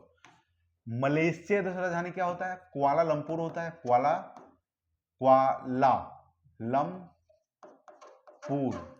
ठीक है। कुआलालंपुर दोस्तों ये मलेशिया राजधानी होता है। इंडोनेशिया राजधानी दोस्तों क्या है, जकार्ता। लेकिन इंडोनेशिया जो राजधानी है वो जकार्ता, बोर्नियो द्वीप अब नहीं रहेगा, वो क्या कर दिया जाएगा, तो बोर्नियो द्वीप पर शिफ्ट कर दिया जाएगा, ठीक है। इंडोनेशिया राजधानी सबसे ज्यादा दोस्तों मुस्लिम कहाँ पाया जाता है, तो इंडोनेशिया में सबसे ज्यादा मुस्लिम पाया जाता है, ठीक है, ये आपको ध्यान रखिएगा। तो निम्न में से कौन सा द्वीप सबसे क्षेत्रफल सबसे बड़ा है, बोर्नियो, ठीक है, याद रखिएगा। मेडागास्कर द्वीप को दोस्तों क्या है, ये विश्व का चौथा सबसे बड़ा द्वीप है, बताया था आपको, विश्व का चौथा सबसे बड़ा द्वीप, चौथा सबसे बड़ा द्वीप कौन आपका है दोस्तों, मेडागास्कर है। ये मेन से है कहां, ये आपका हिंद महासागर में है, हिंद महासागर में स्थित है आपका कौन सा, तो आपका मेडागास्कर, ठीक है, ये आपको ध्यान रखिएगा दोस्तों। तो विश्व का दूसरा सबसे बड़ा द्वीप कौन सा, पहला कौन सा हो गया आपका ग्रीनलैंड, विश्व का तीसरा सबसे बड़ा द्वीप बोर्नियो, तो विश्व का दूसरा सबसे बड़ा द्वीप आपको बताए थे, तो विश्व का दूसरा सबसे बड़ा द्वीप न्यू गिनी, कौन सा है दोस्तों, न्यू गिनी जो है ये विश्व का दूसरा सबसे बड़ा द्वीप है, जो मेन रूप से कहां है, ये ऑस्ट्रेलिया में, कहां है दोस्तों, ऑस्ट्रेलिया, ठीक है, ये आपको ध्यान रखिएगा दोस्तों। चलिए आगे बात करेंगे, देखिए अगला सवाल 23 नंबर, देखिए 23 नंबर सवाल, 23 आपके सामने है कि निम्नलिखित में किस फसल में नीलहरित शैवाल मुख्यतः जैव उर्वरक के रूप में प्रयोग होते हैं, याद रखिए दोस्तों, तो धान, क्या हो जाएगा आपका धान, ठीक है। निम्नलिखित में से किस फसल में, तो धान में नीलहरित शैवाल मुख्यतः जैव उर्वरक के रूप में प्रयोग होते हैं। अच्छा शैवाल का दोस्तों अध्ययन क्या कहलाता है, याद रखिएगा फाइकोलॉजी, ठीक है, फाइकोलॉजी जो है ये शैवाल का अध्ययन कहलाता है, ठीक है। कवक का दोस्तों अध्ययन क्या कहलाता है, तो कवक का अध्ययन याद रखिएगा, कवक का अध्ययन माइकोलॉजी कहलाता है, माइकोलॉजी, ठीक है, ये आपको ध्यान रखें। माइकोलॉजी कवक का अध्ययन, शैवाल का अध्ययन फाइकोलॉजी, ठीक है। कोशिका का दोस्तों अध्ययन क्या कहलाता है? तो कोशिका का अध्ययन आपको ध्यान रखिएगा दोस्तों, साइटोलॉजी कहलाता है। क्या कहलाता है? साइटोलॉजी, ठीक है। ये आपको ध्यान रखिएगा, साइटोलॉजी, कोशिका का अध्ययन साइटोलॉजी। अच्छा, विषाणु का दोस्तों अध्ययन क्या कहलाता है? तो विषाणु का अध्ययन याद रखिएगा वायरोलॉजी कहलाता है, वायरोलॉजी, ठीक है, वायरोलॉजी। जीवाणु का दोस्तों अध्ययन क्या कहलाता है? जीवाणु का अध्ययन याद रखिएगा बैक्टीरियोलॉजी कहलाता है, बैक्टीरियोलॉजी, ठीक है। ये आपको ध्यान रखिएगा, जीवाणु का अध्ययन बैक्टीरियोलॉजी, विषाणु का अध्ययन वायरोलॉजी, कोशिका का अध्ययन साइटोलॉजी, कवक का अध्ययन माइकोलॉजी, शैवाल का अध्ययन फाइकोलॉजी, ठीक है। ये आपको ध्यान रखिएगा। चलिए आगे बात करेंगे। देखिए 24 नंबर सवाल, 24 आपके सामने है कि भौगोलिक क्षेत्रफल की दृष्टि से जापान का सबसे बड़ा द्वीप कौन सा है? आपका दोस्तों होन्शु द्वीप है, ठीक है। क्या हो जाएगा? होन्शु द्वीप। देखिए दोस्तों, जापान की राजधानी क्या है? टोक्यो। तो जापान की राजधानी जो टोक्यो है, ये होन्शु द्वीप पर ही स्थित है, ठीक है। टोक्यो जो दोस्तों आपका टोक्यो ये मेन रूप से होन्शु द्वीप पर ही स्थित है, जापान की राजधानी टोक्यो, ठीक है। ये आपको ध्यान रखिएगा दोस्तों। तो भौगोलिक क्षेत्रफल की दृष्टि से जापान का सबसे बड़ा द्वीप कौन सा हो जाएगा? होन्शु द्वीप, ठीक है। चलिए, जापान का राजधानी दोस्तों टोक्यो होता है। जापान की मुद्रा क्या होता है? येन होता है, येन। देखिए अगला सवाल 25 नंबर कि 2011 की जनगणना के अनुसार भारत की कुल जनसंख्या में नगरीय जनसंख्या प्रतिशत लगभग कितना थी? तो 31% है दोस्तों। कितना परसेंट है? 31%, ठीक है। नगरीय जनसंख्या दोस्तों कितना आपका है? 31% है। यानी 2011 की जनगणना के अनुसार भारत की कुल जनसंख्या में नगरीय जनसंख्या प्रतिशत 31%।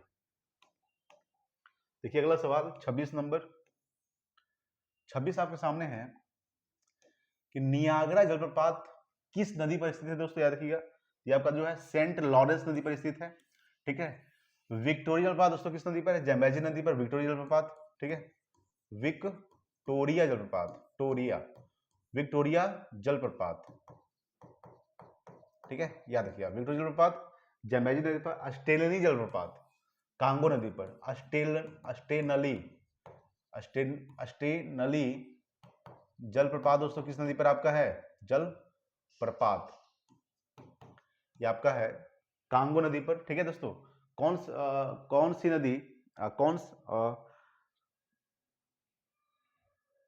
नदी विषुवत रेखा को 2 बार काटती है दोस्तों? तो कांगो नदी जो है ये विषुवत रेखा को 2 बार काटती है। देखिएगा कि कांगो नदी जो है ये विषुवत रेखा को 2 बार काटती है, विषुवत रेखा, ठीक है। याद रखिएगा कि कांगो नदी जो है क्या करती है? ये विषुवत रेखा को 2 बार काटती है। जैसे कि माही नदी कर्क रेखा को 2 बार काटती है। माही नदी जो है ये मेन रूप से कर्क रेखा भारत के 8 राज्यों से गुजरती है। कर्क रेखा को माही नदी कितने बार काटती है? तो 2 बार काटती है। कर्क रेखा माही नदी को 2 बार काटती है। उसी तरह से विषुवत रेखा कांगो नदी को 2 बार काटती है, ठीक है। मकर रेखा लिम्पोपो नदी को 2 बार काटती है। मकर रेखा क्या कर सकती है? तो लिम्पोपो नदी को 2 बार काटती है मकर रेखा, ठीक है। ये आपको ध्यान रखिएगा दोस्तों। सवाल पूछेगा कि यांगत्से नदी दोस्तों ये कहाँ की नदी है? ये मेन रूप से चीन में बहती है। कहाँ बहती है? चीन में बहती है। ये एशिया की सबसे लंबी नदी है। एशिया की सबसे लंबी नदी कौन सा है दोस्तों? सबसे लंबी नदी आपका है यांगत्से नदी, जिसकी जो लंबाई है 6300 किलोमीटर है, लगभग 6300 किलोमीटर, ठीक है। ये आपको ध्यान रखिएगा। सवाल पूछेगा कि नियाग्रा जलप्रपात दोस्तों किस नदी पर स्थित है? सेंट लॉरेंस नदी पर, ठीक है, याद रखिएगा, ठीक है दोस्तों। और सवाल पूछेगा कि जैम्बेजी नदी दोस्तों, जैम्बेजी नदी कौन सा जलप्रपात है? विक्टोरिया जलप्रपात, ठीक है। ये आपको ध्यान रखिएगा। विश्व का सबसे ऊंचा जलप्रपात दोस्तों एंजिल जलप्रपात, ठीक है। विश्व का सबसे ऊंचा जलप्रपात एंजिल जलप्रपात, एंजिल,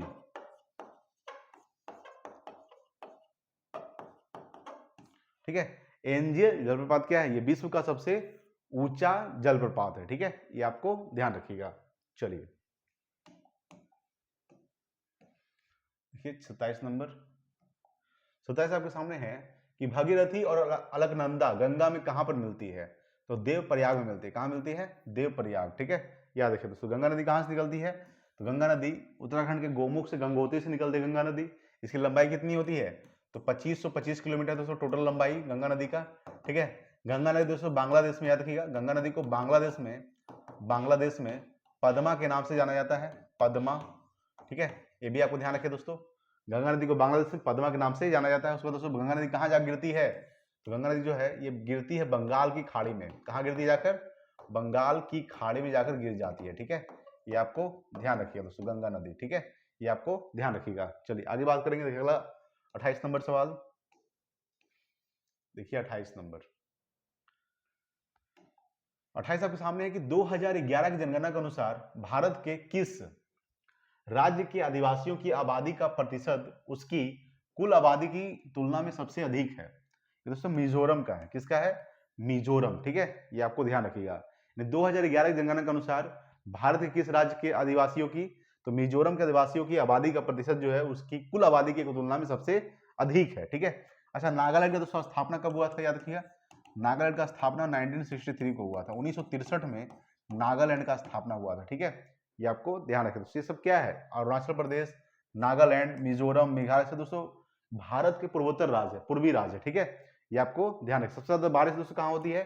तो मानसी नाम मेघालय में सबसे ज्यादा वर्षा होती है। ठीक है, याद रखें दोस्तों। गारो खासी जयंती दोस्तों कहाँ की जनजाति है? ये मेघालय की जनजाति है दोस्तों, गारो खासी जयंतिया, गारो खासी जयंतिया, गारो खासी। ठीक है, खासी जयंतिया, ये दोस्तों एक पहाड़ी भी है। गारो खासी जयंती दोस्तों एक पहाड़ भी है और यहाँ की जनजाति भी है। तो गारो पहाड़ी पर गारो जनजाति रहती है, खासी पहाड़ी पर खासी जनजाति रहती है, जयंतिया पहाड़ी पर दोस्तों जयंती जनजाति रहती है। ठीक है, तो गारो खासी जयंती जो पहाड़ी है वो मेघालय में है, गारो खासी जयंती है जनजाति भी मेघालय में ही है। ठीक है, ये आपको ध्यान रखिएगा। चलिए आगे बात करें। देखिए अगला सवाल 29 नंबर सवाल देखिए। भौगोलिक क्षेत्र की दृष्टि से भारत के निम्न जिलों में से कौन सा जिला सबसे बड़ा है? ठीक है, देखिए बात करेंगे कि सबसे बड़ा जिला दोस्तों आपको ध्यान रखिएगा, ये आपका दोस्तों कच्छ है। कौन सा है? कच्छ। ठीक है, आपको ध्यान रखिए। जब आप गूगल में मारिएगा दोस्तों, गूगल में जब सर्च मारिएगा तो आपको कच्छ दे रहा है, लेकिन कहीं कहीं बुक में दोस्तों आपका लेह भी दे रहा है। ठीक है, तो दोस्तों थोड़ा सा सेम है, लेकिन कहने मतलब मेरे ख्याल से कच्छ ही होना चाहिए। ठीक है दोस्तों, देखिए दोस्तों क्षेत्रफल की दृष्टि से सबसे बड़ा जो है, सबसे बड़ा केंद्रशासित प्रदेश कौन सा आपका? लद्दाख है। क्षेत्रफल की दृष्टि से सबसे बड़ा केंद्रशासित प्रदेश लद्दाख है। ठीक है, क्षेत्रफल के दृष्टि से सबसे छोटा केंद्रशासित प्रदेश आपका लक्षद्वीप है। ठीक है, ये आपको ध्यान रखिएगा। उसी तरह से दोस्तों क्षेत्रफल की दृष्टि से भारत का सबसे बड़ा जिला हो जाएगा आपका कच्छ हो जाएगा, जो मेरे से कहा, ये आपका गुजरात में है। ठीक है, ये आपको ध्यान रखिए दोस्तों। लेह दोस्तों किसकी राजधानी है? तो लेह जो है ये लद्दाख की राजधानी है, लेह।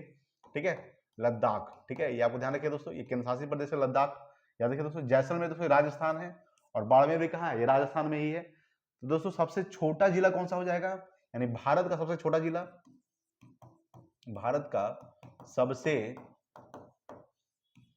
छोटा जिला आपको कौन सा हो जाएगा? छोटा जिला दोस्तों आपका माहे हो जाएगा, माहे। ठीक है, माहे दोस्तों कहाँ है आपका? ये पुदुचेरी में है। आपको बताए थे कि पुदुचेरी में कितने जिले होते हैं? तो पुदुचेरी में दोस्तों 4 जिला होता है। कौन कौन सा? यमन, कराईकल, माहे, एक आपका पुदुचेरी। ठीक है, तो 4 जिला है आपका पुदुचेरी में, यमन, कराईकल, माहे, पुदुचेरी। तो माहे जो है ये क्या है दोस्तों? ये भारत का सबसे छोटा जिला है। भारत का सबसे बड़ा जिला दोस्तों कच्छ गुजरात में है। देखिए गूगल में आपका कच्छ दे रहा है, लेकिन बुक में कहेंगे दोस्तों लेह दे रहा है। तो मेरे ख्याल से कच्छ ही होना चाहिए। ठीक है, आप लोग थोड़ा सा डिसाइड कर लीजिएगा क्या होना चाहिए। ठीक है दोस्तों, 29 का ऑप्शन में क्या हो जाएगा आपका? बी हो जाएगा। चलिए आगे बात करने अगला सवाल 30 नंबर देखिएगा। 30 आपके सामने है कि निम्नलिखित को सुमेलित करना है दोस्तों। मानादरा दोस्तों आपको कहाँ याद किया? ये आपको मानादरा उत्तराखंड में। कहाँ है? उत्तराखंड में। नाथुला दोस्तों सिक्किम में है। ठीक है, जोजिला दोस्तों कहाँ है? आपका लद्दाख में है। और सिपकिला दर्रा दोस्तों आपका कहाँ है? हिमाचल प्रदेश में। कहाँ है? हिमाचल प्रदेश। मानादरा उत्तराखंड, नाथुला दर्रा दोस्तों सिक्किम, जोजिला दर्रा लद्दाख, और सिपकिला दर्रा हिमाचल प्रदेश। चलिए आगे देखेंगे अगला। देखिए 31 नंबर 31 है कि इल्मेनाइट, जो कि भारतीय तटीय रेखा के साथ व्यापक रूप से वितरित है, किसका खनिज है दोस्तों? ये है टाइटेनियम का, ठीक है, याद रखिए दोस्तों। टाइटेनियम का ऐसा जो परमाणु संख्या होता है Ti दोस्तों 21 होता है, 21 सॉरी 22 होता है, ठीक है, टाइटेनियम का। क्रोमियम, मैग्नीज, ठीक है। गैलियम दोस्तों, गैलियम का Ga होता है, याद रखिएगा। Ga दोस्तों संकेत Ga होता है गैलियम का। इसको थोड़ा सा देख लीजिए दोस्तों, ये टाइटेनियम का संकेत क्या होता है। टाइटेनियम का संकेत तो Ti होता ही है, परमाणु संख्या थोड़ा सा देख लीजिएगा, ठीक है। गैलियम संकेत दोस्तों क्या होता है, गैलियम का तो संकेत Ga होता है, परमाणु संख्या दोस्तों 31 होता है, ठीक है, याद रखिएगा। टंगस्टन का दोस्तों क्या होता है, W होता है परमाणु इसका संकेत। टंगस्टन का क्या होता है, W, परमाणु संख्या दोस्तों 74 होता है, ठीक है, याद रखिएगा। और टिन का संकेत दोस्तों क्या होता है, Sn होता है, परमाणु संख्या दोस्तों 50 होता है, ठीक है, ये आपको ध्यान रखिएगा दोस्तों। तो इल्मेनाइट जो कि भारतीय तटीय रेखा के साथ व्यापक रूप से वितरित है, किसका खनिज है ये मेरे से टाइटेनियम का खनिज है दोस्तों, इल्मेनाइट, ठीक है, ये आपको ध्यान रखिएगा दोस्तों। अगर बात करें दोस्तों टंगस्टन, ठीक है, याद रखिएगा, सवाल पूछेगा कि नाइक्रोम का जो तार बना होता है किसका बना होता है दोस्तों, टंगस्टन का बना होता है, नाइक्रोम का तार, ठीक है, यानी हीटर का जो तार बना होता है वो नाइक्रोम का बना होता है। विद्युत जो बल्ब का जो तंतु बना होता है वो टंगस्टन का बना होता है, विद्युत बल्ब का तंतु, ठीक है, याद रखिएगा। विद्युत बल्ब का जो तंतु बना होता है, विद्युत बल्ब का तंतु, विद्युत बल्ब का तंतु, ठीक है, ये किसका बना होता है, ये आपका टंगस्टन का ही बना होता है, विद्युत बल्ब का तंतु, ठीक है। तो हीटर का जो तार बना होता है उसको नाइक्रोम का बना होता है, ठीक है, वो आपको ध्यान रखिएगा। चलिए आगे बात करेंगे, देखिए अगला सवाल 32 नंबर। 32 आपके सामने है कि केंद्र और राज्यों के बीच होने वाले विवादों का निर्णय करने की भारत के उच्चतम न्यायालय की शक्ति किसके अंतर्गत आती है। याद रखिए दोस्तों, किसके अंतर्गत आती है, तो मूल अधिकारिता के अंतर्गत आती है। किसके अंतर्गत, मूल अधिकारिता के अंतर्गत आती है, ठीक है, ये आपको ध्यान रखना है। चलिए आगे देखेंगे, अगला देखिए 33 नंबर सवाल। 33 आपके सामने है कि भारत के राष्ट्रपति के चुनाव मंडल, ठीक है, चुनाव मंडल में कौन कौन सम्मिलित होते हैं। यानी भारत जब राष्ट्रपति का चुनाव जब होता है तो कौन कौन सम्मिलित होते हैं, तो संसद के दोनों सदनों के सभी निर्वाचित सदस्य एवं राज्य विधानसभाओं के सभी निर्वाचित सदस्य, यानी संसद के दोनों सदनों के निर्वाचित सदस्य, ठीक है, एवं राज्य विधानसभाओं के सभी निर्वाचित सदस्य सम्मिलित होते हैं, यानी राष्ट्रपति, भारत राष्ट्रपति के चुनाव मंडल में, ठीक है, ये आपको ध्यान रखिएगा। देखिए राष्ट्रपति दोस्तों क्या है, यानी भारत के राष्ट्रपति जो पद का उल्लेख किया गया है, पद का जो उल्लेख किया गया है आर्टिकल 52 में किया गया है, ठीक है, आर्टिकल 52 में। राष्ट्रपति की दोस्तों सैलरी कितनी होती है, राष्ट्रपति का जो वेतन होता है वो 5 लाख होता है। कितना होता है राष्ट्रपति का वेतन, कितना होता है, पहले दोस्तों करीब 2.5 लाख था, अभी दोस्तों कितना बढ़ा दिया गया है, यानी कि टोटल 5 लाख रुपए पर मंथ राष्ट्रपति का वेतन होता है, ठीक है। राष्ट्रपति जो होते हैं ये भारत के प्रथम नागरिक होते हैं। याद रखिए भारत के प्रथम नागरिक कौन होते हैं, तो प्रथम जो नागरिक होते हैं वो भारत के राष्ट्रपति होते हैं, ठीक है, ये आपको ध्यान रखिएगा। जो वर्तमान में भारत के राष्ट्रपति कौन है, द्रौपदी मुर्मू, जो 15वें राष्ट्रपति हैं, ठीक है, यानी भारत के प्रथम आदिवासी महिला राष्ट्रपति कौन है, द्रौपदी मुर्मू, ठीक है, ये आपको ध्यान रखिएगा। अगर सवाल पूछेगा दोस्तों कि राष्ट्रपति को जो क्षमादान की शक्ति प्राप्त है, क्षमादान की शक्ति, ठीक है, याद रखिएगा, क्षमादान की जो शक्ति प्राप्त है, क्षमादान की शक्ति, ये आर्टिकल यानी अनुच्छेद 72 में है, ठीक है, आर्टिकल 72 में राष्ट्रपति को क्षमादान की शक्ति प्राप्त है, ठीक है। राष्ट्रपति को दोस्तों महाभियोग की प्रक्रिया द्वारा हटाया जा सकता है, ठीक है, राष्ट्रपति को महाभियोग की प्रक्रिया द्वारा, किसके द्वारा, तो महाभियोग की प्रक्रिया द्वारा राष्ट्रपति को हटाया जा सकता है, अनुच्छेद 61 के तहत, अनुच्छेद 61 में, यानी आर्टिकल 61 में, ठीक है, याद रखिएगा, आर्टिकल 61 में कहा गया है कि राष्ट्रपति को महाभियोग की प्रक्रिया द्वारा हटाया जा सकता है, ठीक है, ये आपको ध्यान रखिएगा दोस्तों। अगर सवाल पूछेगा कि राष्ट्रपति के निर्वाचक मंडल का जो उल्लेख किया गया है वो अनुच्छेद 54 में किया गया है, राष्ट्रपति के निर्वाचक मंडल का उल्लेख, ठीक है, निर्वाचक मंडल, यहाँ पे चुनाव मंडल जो दिया हुआ है, निर्वाचक मंडल का जो उल्लेख किया गया है अनुच्छेद 54 में किया गया है। संघ की कार्यपालिका शक्ति किसमें निहित होती है, तो संघ की कार्यपालिका शक्ति राष्ट्रपति में निहित होती है। संघ की कार्यपालिका शक्ति, संघ की कार्यपालिका शक्ति जो निहित होती है, कार्यपालिका शक्ति, संघ की कार्यपालिका शक्ति किसमें निहित होती है, किसमें, यहाँ पे टोटल हम लिख देते तो संघ की कार्यपालिका शक्ति राष्ट्रपति में निहित होती है। ये दोस्तों किसमें कहा गया है, तो आर्टिकल, याद रखिएगा, यहां पे देखिएगा आर्टिकल 53 में कहा गया है, ठीक है, आर्टिकल 53 में क्या कहा गया है, तो आर्टिकल 53 में कहा गया है कि संघ की कार्यपालिका शक्ति राष्ट्रपति में निहित होती है, ठीक है, ये आपको ध्यान रखिएगा दोस्तों। चलिए आगे बात करेंगे देखिए अगला 34 नंबर सवाल देखिएगा। 34 आपके सामने है कि किस संविधान संशोधन द्वारा दिल्ली को राष्ट्रीय राजधानी क्षेत्र का दर्जा दिया गया था? तो 69वां संविधान संशोधन के द्वारा, ठीक है, याद रखिएगा, 69वां संविधान संशोधन के द्वारा दिल्ली को राष्ट्रीय राजधानी क्षेत्र का दर्जा दिया गया था। 69वां संविधान संशोधन दोस्तों कब हुआ था? ये 1991 को हुआ है, ठीक है, 1991 को 69वां संविधान संशोधन हुआ है और 69वां संविधान संशोधन के द्वारा दिल्ली को राष्ट्रीय राजधानी क्षेत्र का दर्जा दिया गया, ठीक है। 36वां संविधान संशोधन दोस्तों कब हुआ था? याद रखिएगा, इसमें सिक्किम को राज्य का दर्जा दिया गया, ठीक है, सिक्किम को राज्य का दर्जा किसके तहत दिया गया है?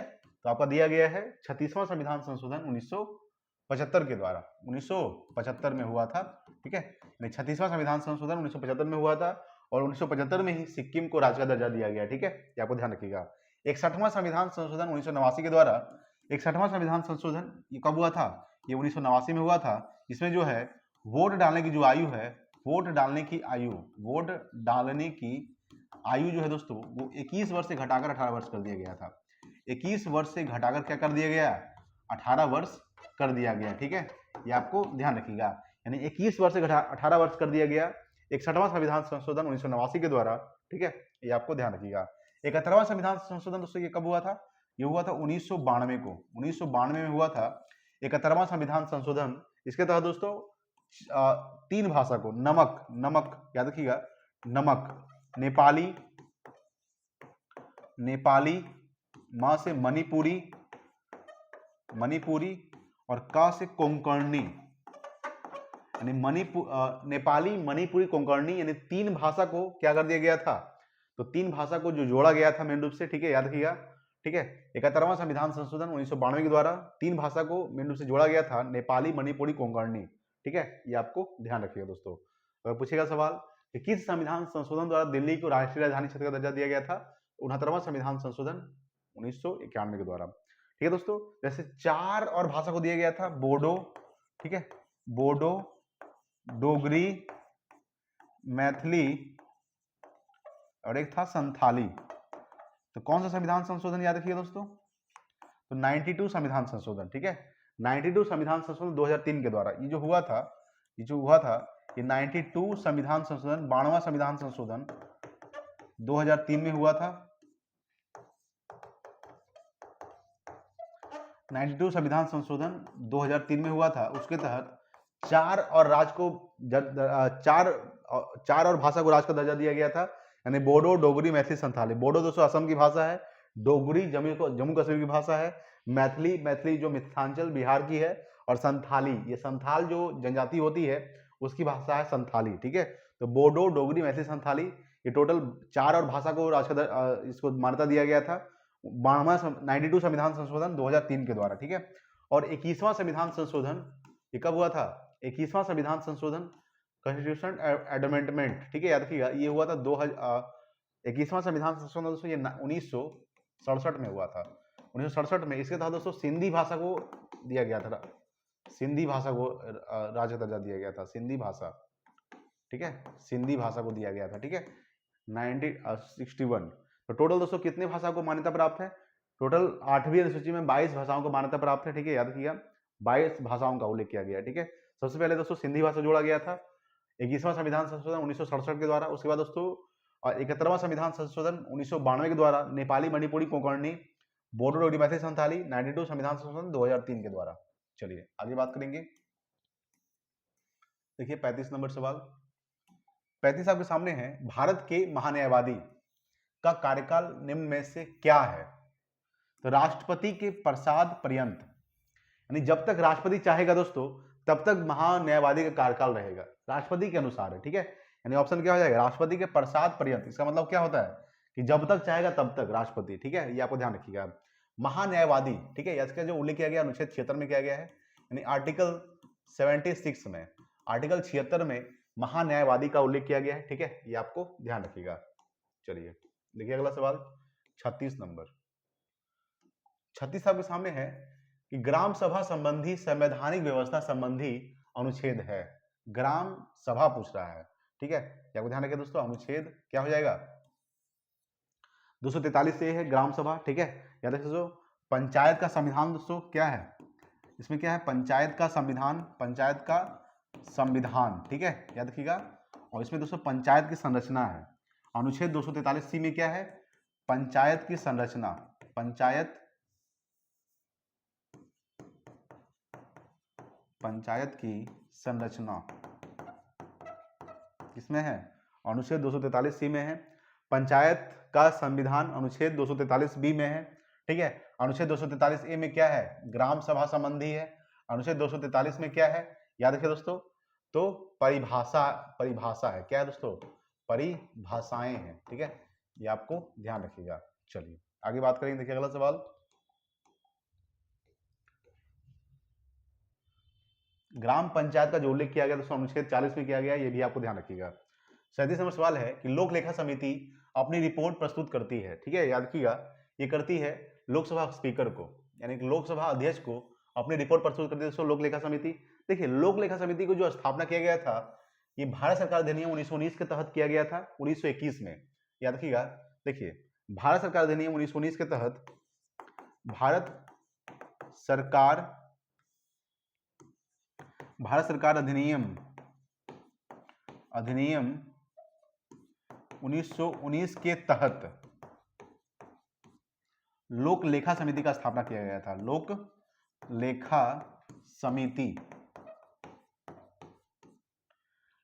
समिति का स्थापना किया गया था, ठीक है, याद रखिएगा। यानी भारत सरकार अधिनियम 1919 के तहत लोक लेखा समिति का स्थापना 1921 में कब किया गया था, कब किया गया था, तो 1921 में किया गया था, ठीक है, ये आपको ध्यान रखिएगा। देखिए लोक लेखा समिति में जो सदस्यों की संख्या होती है, ये आपको ध्यान रखिएगा। लोक लेखा समिति में सदस्यों की संख्या दोस्तों टोटल कितना होता है, तो टोटल जो होता है दोस्तों 22 होता है, याद रखिएगा, टोटल जो होता है आपका ये 22 होता है। लोक लेखा समिति में सदस्यों की संख्या टोटल 22 होता है दोस्तों। लोकसभा कितना होता है, लोकसभा का देखिए, लोकसभा में दोस्तों 15 सदस्य होते हैं और राज्यसभा में 7 सदस्य होते हैं, ठीक है, ये आपको ध्यान रखिए दोस्तों, 7 सदस्य होते हैं। लेकिन लोक लेखा समिति में सदस्यों की संख्या 22 होता है, लेकिन 22 जो होता है इसमें 15 दोस्तों लोकसभा का होता है और 7 राज्यसभा का होता है, ठीक है, याद रखिएगा। देखिए लोक लेखा समिति के जुड़वा बंधन किसे कहा जाता है, यानी कि लोक लेखा समिति का जुड़वा बंधन किसे कहा जाता है, तो प्राक्कलन समिति को, ठीक है, याद रखिएगा कि प्राक्कलन समिति को दोस्तों लोक लेखा समिति का जुड़वा बंधन कहा जाता है। और प्राक्कलन समिति में सदस्यों की संख्या 30 होती है, ठीक है, 30 होता है।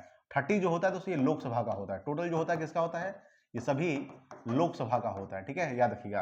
यानी लोक लेखा समिति के सदस्यों की संख्या 22 होती है, जिसमें 15 लोकसभा का, 7 राज्यसभा का। लोक लेखा समिति का दोस्तों, यानी लोक लेखा समिति का जुड़वा बंधन किसे कहा जाता है, प्राक्कलन समिति को। और प्राक्कलन समिति में सदस्यों की संख्या 30 होती है, 30 लोकसभा का होता है, ठीक है, ये आपको ध्यान रखिएगा दोस्तों। सवाल पूछेगा कि लोक लेखा समिति, ठीक है दोस्तों, अपनी रिपोर्ट प्रस्तुत करती है लोकसभा के स्पीकर को करती है, ठीक है, ये आपको ध्यान रखिएगा। चलिए नियंत्रक महालेखा परीक्षक का जो उल्लेख किया गया दोस्तों कैग, कैग, इसका जो उल्लेख किया गया है अनुच्छेद 148 में किया गया है। वर्तमान में कैग कौन है दोस्तों, गिरीश चंद्र मुर्मू है, ठीक है, याद रखिएगा। पहले वित्त आयोग दोस्तों कौन है, तो केसी नियोगी, ठीक है, ये भी लिख लीजिएगा, हम बताए आपको नहीं थे लेकिन बता देते हैं यहाँ पे कि पहले वित्त आयोग कौन थे, पहले वित्त आयोग आपका केसी नियोगी थे, केसी नियोगी, ठीक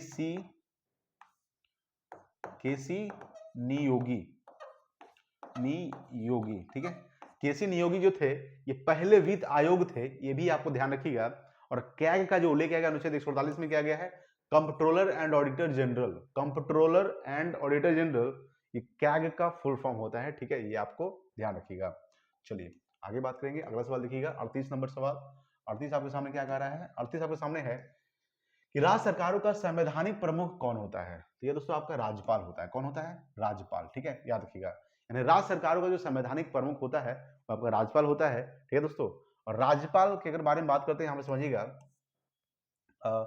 देखिए अनुच्छेद 155 में क्या कहा गया है, आर्टिकल 155 में कहा गया है, ये आपको ध्यान रखिएगा। आर्टिकल 155 में कहा गया है कि राष्ट्रपति जो है, यानी हर एक राज्य में राष्ट्रपति हर एक राज्य में राज्यपाल की नियुक्ति करता है, अनुच्छेद 155 के तहत। अनुच्छेद 155 के तहत राष्ट्रपति हर एक राज्य में एक राज्यपाल की नियुक्ति करता है। कहने मतलब है कि राज्यपाल की नियुक्ति कौन करता है, तो राष्ट्रपति राज्यपाल की नियुक्ति करते हैं, ठीक है, ये आपको ध्यान रखिएगा। तो राज्य सरकारों का संवैधानिक प्रमुख कौन होता है, तो आपका राज्यपाल होता है दोस्तों, ठीक है, ये आपको ध्यान रखिएगा। चलिए आगे बात करते हैं। देखिए अगला सवाल 39 नंबर, देखिएगा सवाल क्या कह रहा है। 39 आपके सामने है कि राज्य के नीति निर्देशक तत्वों के निम्नलिखित अनुच्छेदों में से कौन सा अनुच्छेद अंतर्राष्ट्रीय शांति और सुरक्षा के संवर्धन से संबंधित है। अनुच्छेद 51, ठीक है। अनुच्छेद 51 में क्या कहा है दोस्तों, अंतर्राष्ट्रीय शांति और सुरक्षा। अनुच्छेद 50 में क्या है, न्यायपालिका और कार्यपालिका का पृथक्करण, ठीक है, याद रखिएगा। न्यायपालिका एवं कार्यपालिका का पृथक्करण, कार्यपालिका का पृथक्करण, ठीक है, ये आपको ध्यान रखिएगा दोस्तों। अगर पूछेगा दोस्तों अनुच्छेद 48 में क्या है, तो कृषि एवं पशुपालन से संबंधित प्रावधान है, ठीक है, याद रखिएगा। कृषि एवं पशुपालन के संबंधी प्रावधान,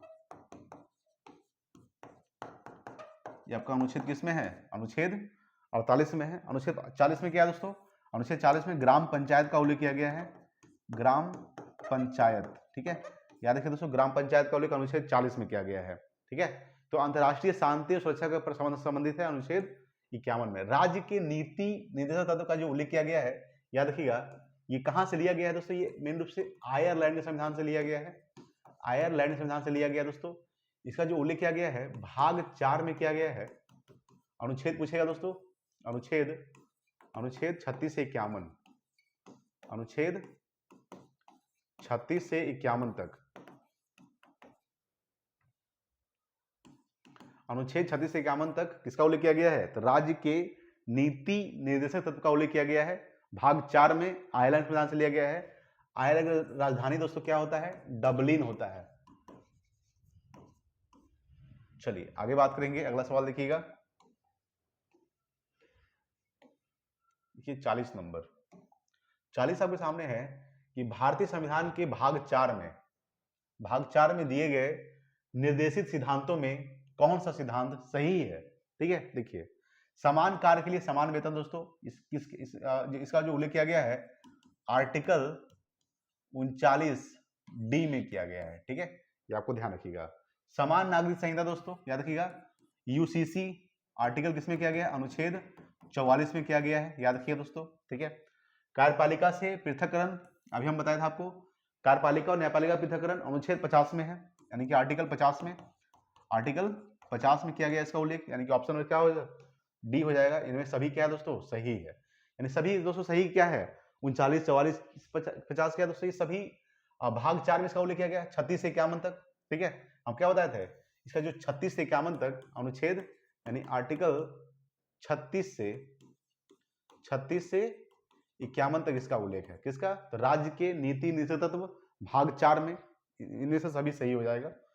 चलिए देखिए अगला सवाल 41 नंबर सवाल देखिएगा। 41 आपके सामने है कि किसकी अध्यक्षता में प्रथम विधि आयोग का गठन किया गया था। याद रखिए दोस्तों, लॉर्ड मैकाले, ठीक है, लॉर्ड मैकाले, यानी किसकी अध्यक्षता में, तो लॉर्ड मैकाले की अध्यक्षता में प्रथम विधि आयोग का गठन किया गया था, ठीक है, ये आपको ध्यान रखिएगा। लॉर्ड कार्नवालिस दोस्तों आपको ध्यान रखिएगा। तो सिविल सेवा का जनक किसे कहा जाता है, याद रखिएगा, तो सिविल सेवा का जनक किसे कहा जाता है, तो आपका लॉर्ड कार्नवालिस को कहा जाता है। देखिए अगला सवाल 42 नंबर सवाल देखिएगा। 42 आपके सामने दोस्तों कि दूरदृष्टि दोष के कारण निम्न है, क्या है दोस्तों, तो लेंस की क्षमता घट जाती है, ये आपका सही है। लेंस की फोकस दूरी दोस्तों बढ़ जाती है, ये भी सही है। लेंस की गोलाई दोस्तों बढ़ जाती है, दोस्तों आपका गलत है, यानी कि ऑप्शन में क्या हो जाएगा, ए बी दोनों क्या दोस्तों सही है, ठीक है। देखिए लेंस की गोलाई जो है बढ़ती नहीं है बल्कि घटती है। इसमें क्या होता है, दूरदृष्टि दोष में लेंस की गोलाई क्या होती है, घटती है, ठीक है, घटती होता है, ये भी सही हो जाता है, यानी कि लेंस की क्षमता घट जाती है दूरदृष्टि दोष में। देखिए दूरदृष्टि दोष के लिए दोस्तों किस लेंस का इस्तेमाल करते हैं, तो अवतल लेंस का इस्तेमाल करते हैं, अवतल लेंस का इस्तेमाल करते हैं, ठीक है। और निकट दृष्टि दोष के लिए उत्तल लेंस का, निकट, ठीक है, निकट दृष्टि दोष के लिए सॉरी गड़बड़ तो नहीं हो गया ना, निकट दृष्टि दोष के लिए दोस्तों अवतल लेंस का, शायद यही होना चाहिए, निकट दृष्टि दोष के लिए अवतल लेंस का, ठीक है, निकट दृष्टि दोष के लिए अवतल लेंस का, और दूर दृष्टि दोष के लिए उत्तल लेंस का इस्तेमाल करते हैं, उत्तल लेंस का इस्तेमाल करते हैं, ठीक है, ये आपको ध्यान रखिएगा। दूसरी दोष के लिए उत्तल लेंस का और निकट दोष के लिए अवतल लेंस का इस्तेमाल करते हैं, ठीक है, ये आपको ध्यान रखिएगा। चलिए आगे बात करेंगे, देखिए अगला सवाल 43 नंबर सवाल देखिएगा। 43 आपके सामने है कि सबसे हल्का तत्व क्या है दोस्तों, याद रखिएगा। तो सबसे हल्का तत्व अगर पूछेगा तत्व तो दोस्तों आपका हाइड्रोजन हो जाएगा, ठीक है। और सबसे हल्की धातु अगर पूछेगा तो लिथियम हो जाएगा, सबसे हल्की धातु, ठीक है, याद रखिएगा। सबसे हल्की धातु अगर पूछेगा, धातु दोस्तों आपका कौन सा हो जाएगा, तो आपका लिथियम हो जाएगा, ठीक है, याद रखिएगा। पूछेगा दोस्तों कि सबसे भारी धातु दोस्तों कौन सा है, सबसे भारी धातु, याद रखिएगा, सबसे भारी धातु, धातु अगर पूछेगा दोस्तों क्या हो जाएगा आपका, तो ऑस्मियम हो जाएगा, ऑस्मियम, ठीक है, याद रखिएगा, सबसे भारी धातु ऑस्मियम। अच्छा, सबसे हल्का तत्व हाइड्रोजन हो गया, सबसे भारी तत्व कौन सा हो जाएगा, तो यूरेनियम, ठीक है, याद रखिएगा। सबसे भारी तत्व कौन सा हो जाएगा, भारी तत्व तो आपका दोस्तों यूरेनियम हो जाएगा, यूरेनियम, ठीक है, ये आपको ध्यान रखिएगा, सबसे भारी तत्व यूरेनियम दोस्तों, ठीक है। अच्छा, वायुमंडल में कौन सा तत्व सबसे ज्यादा पाया जाता है दोस्तों, वायुमंडल में, याद रखिएगा, वायुमंडल में सबसे ज्यादा कौन सा तत्व पाया जाता है, तो वायुमंडल याद रखिए दोस्तों, नाइट्रोजन कितना परसेंट पाया जाता है, नाइट्रोजन, याद रखिएगा 78% नाइट्रोजन पाया जाता है। ऑक्सीजन दोस्तों कितना परसेंट पाया जाता है, 21% ऑक्सीजन पाया जाता है वायुमंडल में। और वायुमंडल में आर्गन जो पाया जाता है 0.93% पाया जाता है। वायुमंडल में कार्बन डाइऑक्साइड दोस्तों कितना परसेंट पाया जाता है, 0.03% पाया जाता है, ठीक है, ये आपको ध्यान रखिएगा। आगे बात करेंगे, देखिए सबसे ज्यादा ब्रह्मांड में कौन सा तत्व पाया जाता है, तो ब्रह्मांड में सबसे ज्यादा तत्व पाया जाता है ब्रह्मांड में दोस्तों हाइड्रोजन पाया जाता है, कितना परसेंट, तो हाइड्रोजन जो आपको पाया जाता है, याद रखिएगा, ये लगभग याद रखिएगा कह सकते हैं 71% दोस्तों पाया जाता है ब्रह्मांड में। और हीलियम जो पाया जाता है दोस्तों 26% पाया जाता है, ठीक है, और बाकी जो पाई जाती है वर्ण गैस पाई जाती है, ठीक है, ये आपको ध्यान रखना है। तो सबसे हल्का तत्व क्या हो जाएगा, हाइड्रोजन। सबसे भारी तत्व यूरेनियम, सबसे हल्की धातु लिथियम, सबसे भारी धातु ऑस्मियम। हीलियम दोस्तों क्या है, ये निष्क्रिय गैस है, यानी नोबल गैस है दोस्तों, नोबल गैस क्या है आपका, ये नोबल गैस है आपका, ठीक है, निष्क्रिय गैस, ठीक है। नोबल गैस कितने होते हैं, तो 6 होते हैं, helium, neon, argon, krypton, radon, xenon, सब क्या है आपका नोबल गैस है, ठीक है। देखिए अगला सवाल 44 नंबर से देखिएगा।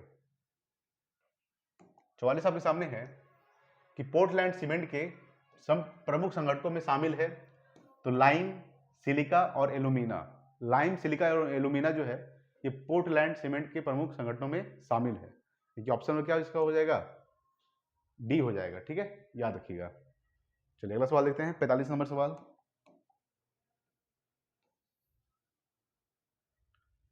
45 आपके सामने है, इलेक्ट्रॉन का निम्नलिखित में से कौन रूप एंटी पार्टिकल होता है, याद रखिएगा, पॉजिट्रॉन, क्या हो जाएगा, इसका हो जाएगा पॉजिट्रॉन।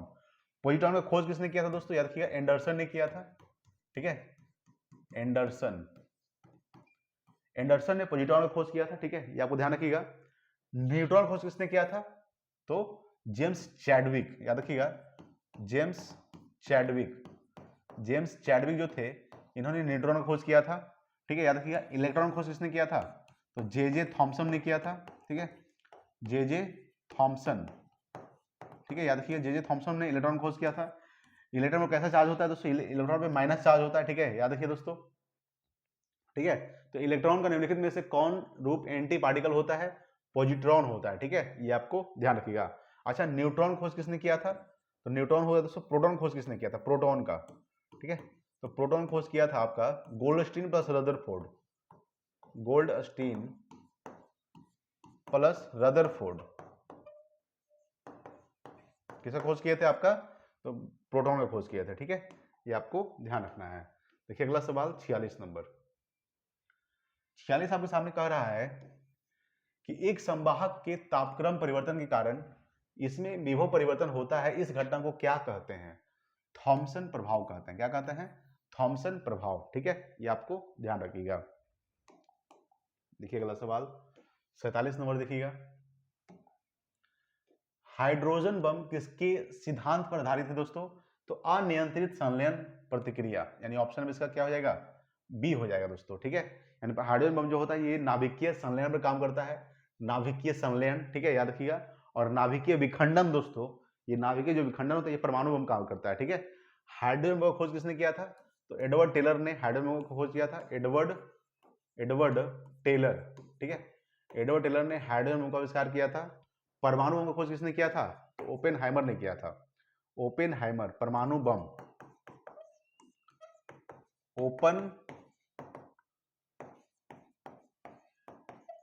ओपेनहाइमर ने किसका खोज किए थे, परमाणु बम का।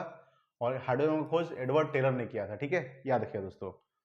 और हाइड्रोजन खोज किसने किया था, सिर्फ हाइड्रोजन का, हाइड्रोजन का खोज किसने किया था, तो कैवेंडिश ने किया था, ठीक है, ये आपको ध्यान रखिएगा। चलिए अगला सवाल देखते हैं। 48 नंबर सवाल देखिए। 48 आपके सामने है कि किस भौतिक राशि का मात्रक टेस्ला है। याद रखिए दोस्तों, पूछेगा सवाल, टेस्ला जो है किसका है, ये आपका चुंबकीय क्षेत्र का है। चुंबकीय फ्लक्स का मात्रक क्या होता है, तो वेबर होता है। चुंबकीय फ्लक्स का मात्रक क्या होता है दोस्तों, वेबर होता है, ठीक है, याद रखिए दोस्तों। चुंबकीय प्रेरण का मात्रक क्या होता है, सीजीएस में तो गाउस होता है, क्या होता है, सीजीएस में पूछेगा दोस्तों क्या होता है, तो गाउस होता है, गाउस, ठीक है, याद रखिए दोस्तों, ठीक है। अच्छा, ज्योति फ्लक्स के मात्रक क्या होता है, ज्योति फ्लक्स के मात्रक क्या होता है, ल्यूमेन होता है, ठीक है, ये आपको ध्यान रखिएगा। चलिए आगे बात करेंगे। देखिए अगला सवाल 49 नंबर सवाल, देखिए क्या कर रहा है। 49 आपके सामने है कि डायबिटीज से पीड़ित मरीज के मूत्र के नमूने यानी कि सैंपल में होता है, क्या होता है, तो सुक्रोज होता है, फ्रुक्टोज होता है, ग्लूकोज होता है, इसमें सभी होता है, क्या होता है दोस्तों, इसमें सभी होते हैं, ये आपको ध्यान रखिएगा। चलिए अगला सवाल देखते हैं 50 नंबर। 50 आपके सामने है कि मानव की आंत में पाए जाने वाला जीवाणु है जो पाचन तंत्र में सहायता करती है, ठीक है, याद रखिएगा। तो एस ररीसिया कोलाई में, ठीक है, ये आपको ध्यान रखिएगा दोस्तों। बैब्रियो क्लोरी दोस्तों ये क्या है, जीवाणु है। इसी जीवाणु का दोस्तों हैजा रोग होता है, ठीक है, याद कौन सा रोग होता है, तो हैजा रोग, जो रोग होता है हैजा रोग, ये किस जीवाणु कारण होता है, तो बैब्रियो क्लोरी के कारण ही हैजा रोग होता है, ठीक है, ये आपको ध्यान रखिएगा। तो मानव की आंत में पाए जाने वाला जीवाणु है जो पाचन तंत्र में सहायता करती है, ऑप्शन नंबर बी हो जाएगा। जीवाणु का दोस्तों अध्ययन क्या कहलाता है, याद रखिएगा, आपको बताए थे जीवाणु का अध्ययन क्या कहलाता है, बैक्टीरियोलॉजी,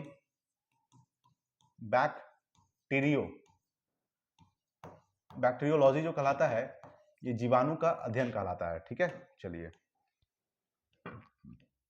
देखिए 51 नंबर सवाल। अब दोस्तों आपका 10 करंट अफेयर्स है, ठीक है, आज का करंट अफेयर्स है दोस्तों। 51 नंबर सवाल आपके सामने है कि हाल ही में जनवरी 2025 के दौरान जारी हेनले पासपोर्ट इंडेक्स में भारत का कौन सा स्थान रहा है, दोस्तों 85वां स्थान रहा है। कौन सा स्थान रहा है, 85वां, ठीक है, ये आपको ध्यान रखिएगा। देखिए अगला सवाल 52 नंबर सवाल देखिएगा।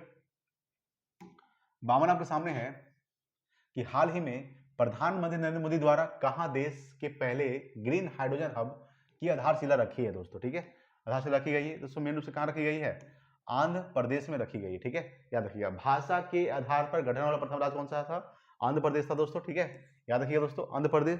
सबसे ज्यादा दोस्तों वन कहां पाया जाता है, सबसे ज्यादा बाघ दोस्तों मध्य प्रदेश में पाया जाता है। सबसे ज्यादा जंगल कहां है, यानी वन कहां है, मध्य प्रदेश में। सबसे ज्यादा दोस्तों बाघ कहां पाया जाता है, किस राज्य में, तो आपका मध्य प्रदेश में पाया जाता है, ठीक है, ये आपको ध्यान रखिएगा दोस्तों। चलिए आगे बात करेंगे। देखिए अगला सवाल 53 नंबर सवाल देखिएगा। 53 आपके सामने है कि हाल ही में निकोलस मादुरो किस देश के राष्ट्रपति के रूप में तीसरी बार शपथ लिए हैं, यह वेनेजुएला रहे हैं, वेनेजुएला। इसकी दोस्तों राजधानी क्या होता है, तो कराकस होता है, ठीक है, ये आपको ध्यान रखिएगा दोस्तों। इक्वाडोर की राजधानी दोस्तों क्या होता है, तो क्वीटो होता है, क्वीटो जो होता है ये इक्वाडोर की राजधानी है। लेबनान की राजधानी क्या होता है, बेरूत होता है, ठीक है, ये आपको ध्यान रखिएगा दोस्तों। घाना की राजधानी क्या होता है, अकरा होता है, ठीक है, ये आपको ध्यान रखिएगा। तो वेनेजुएला के राष्ट्रपति तीसरी बार शपथ लिए हैं, ठीक है, ये आपको ध्यान रखना है। देखिए अगला सवाल 54 नंबर। 54 आपके सामने है कि हाल ही में आई रिपोर्ट के अनुसार भारत के राष्ट्रीय राजमार्गों में पिछले 10 वर्षों में कितने प्रतिशत की वृद्धि दर्ज की गई है, 60% की वृद्धि दर्ज की गई है, ठीक है, ये आपको ध्यान रखिएगा। चलिए देखिए अगला सवाल 55 नंबर। 55 आपके सामने है कि हाल ही में किस देश के राष्ट्रपति भारत की यात्रा पर आएंगे, भारत की यात्रा पर आएंगे, तो सिंगापुर नहीं, थाईलैंड, पोलैंड, इंग्लैंड। हाँ, सिंगापुर के राष्ट्रपति, आप लोग कमेंट बॉक्स में बताइएगा, ठीक है, कि सिंगापुर के वर्तमान राष्ट्रपति कौन है, आप लोग कमेंट बॉक्स में बताइए जल्दी, ठीक है दोस्तों। तो थाईलैंड की दूसरा राजधानी क्या होता है, हांगकांग होता है, हांगकांग थाईलैंड की राजधानी है। पोलैंड की राजधानी दोस्तों वारसो, वारसो ये पोलैंड की राजधानी है। इंग्लैंड की राजधानी दोस्तों क्या होता है, लंदन, ठीक है, लंदन जो है आपका टेम्स नदी किनारे है, याद रखिएगा। सिंगापुर की राजधानी दोस्तों सिंगापुर सिटी होता है, आपको ध्यान रखिएगा। देखिए 56 नंबर सवाल, 56 आपके सामने है कि हाल ही में किस भाषा को आधिकारिक तौर पर राष्ट्रीय शास्त्रीय भाषा का दर्जा दिया गया है, तो दोस्तों आपका मराठी को दिया गया है, ठीक है, ये आपको ध्यान रखिएगा। यानी मराठी को शास्त्रीय भाषा का दर्जा दिया गया है आधिकारिक तौर पर, ठीक है, ये आपको ध्यान रखना है। देखिए अगला सवाल 57 नंबर सवाल देखिएगा। 57 आपके सामने है कि हाल ही में राष्ट्रीय युवा दिवस 2025 कब मनाया गया है दोस्तों, तो 12 जनवरी को दोस्तों क्या मनाया गया है, राष्ट्रीय युवा दिवस मनाया गया है 2025, ठीक है, याद है। 4 जनवरी दोस्तों क्या मनाया जाता है, याद रखिएगा, तो लुई ब्रेल दिवस मनाया जाता है। लुई ब्रेल दिवस कब मनाया जाता है, 4 जनवरी को। 9 जनवरी को प्रवासी भारतीय दिवस, याद रखिएगा, 9 जनवरी 1915 को दोस्तों गांधी जी वापस आए थे भारत, इसलिए 9 जनवरी को प्रवासी भारतीय दिवस मनाया जाता है, ठीक है, याद रखिए दोस्तों। 10 जनवरी को दोस्तों क्या मनाया जाता है, विश्व हिंदी दिवस, ठीक है, याद रखिए, विश्व हिंदी दिवस 10 जनवरी को। और हिंदी दिवस 14 सितंबर को, 14 सितंबर को हिंदी दिवस, ठीक है, राष्ट्रीय हिंदी दिवस 14, हिंदी दिवस 14 सितंबर को, ठीक है, याद रखिएगा दोस्तों। 12 जनवरी को राष्ट्रीय युवा दिवस और अंतर्राष्ट्रीय युवा दिवस, याद रखिएगा दोस्तों, अंतर्राष्ट्रीय युवा दिवस 12 अगस्त को, ठीक है, 12 अगस्त को अंतर्राष्ट्रीय युवा दिवस, ठीक है, ये आपको ध्यान रखिएगा। चलिए आगे बात करें, देखिए अगला सवाल 58 नंबर सवाल देखिए।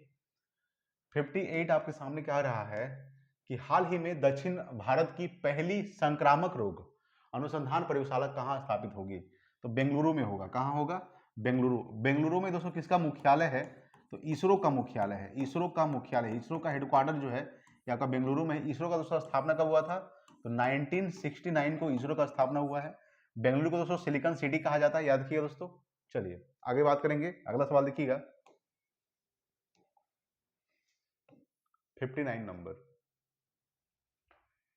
59 के सामने है कि हाल ही में सड़क परिवहन और राजमार्ग मंत्रालय के अनुसार राष्ट्रीय राजमार्गों के नेटवर्क में भारत का दुनिया में कौन सा स्थान है दोस्तों, तो भारत का जो दुनिया में स्थान है वो आपका दूसरा स्थान है।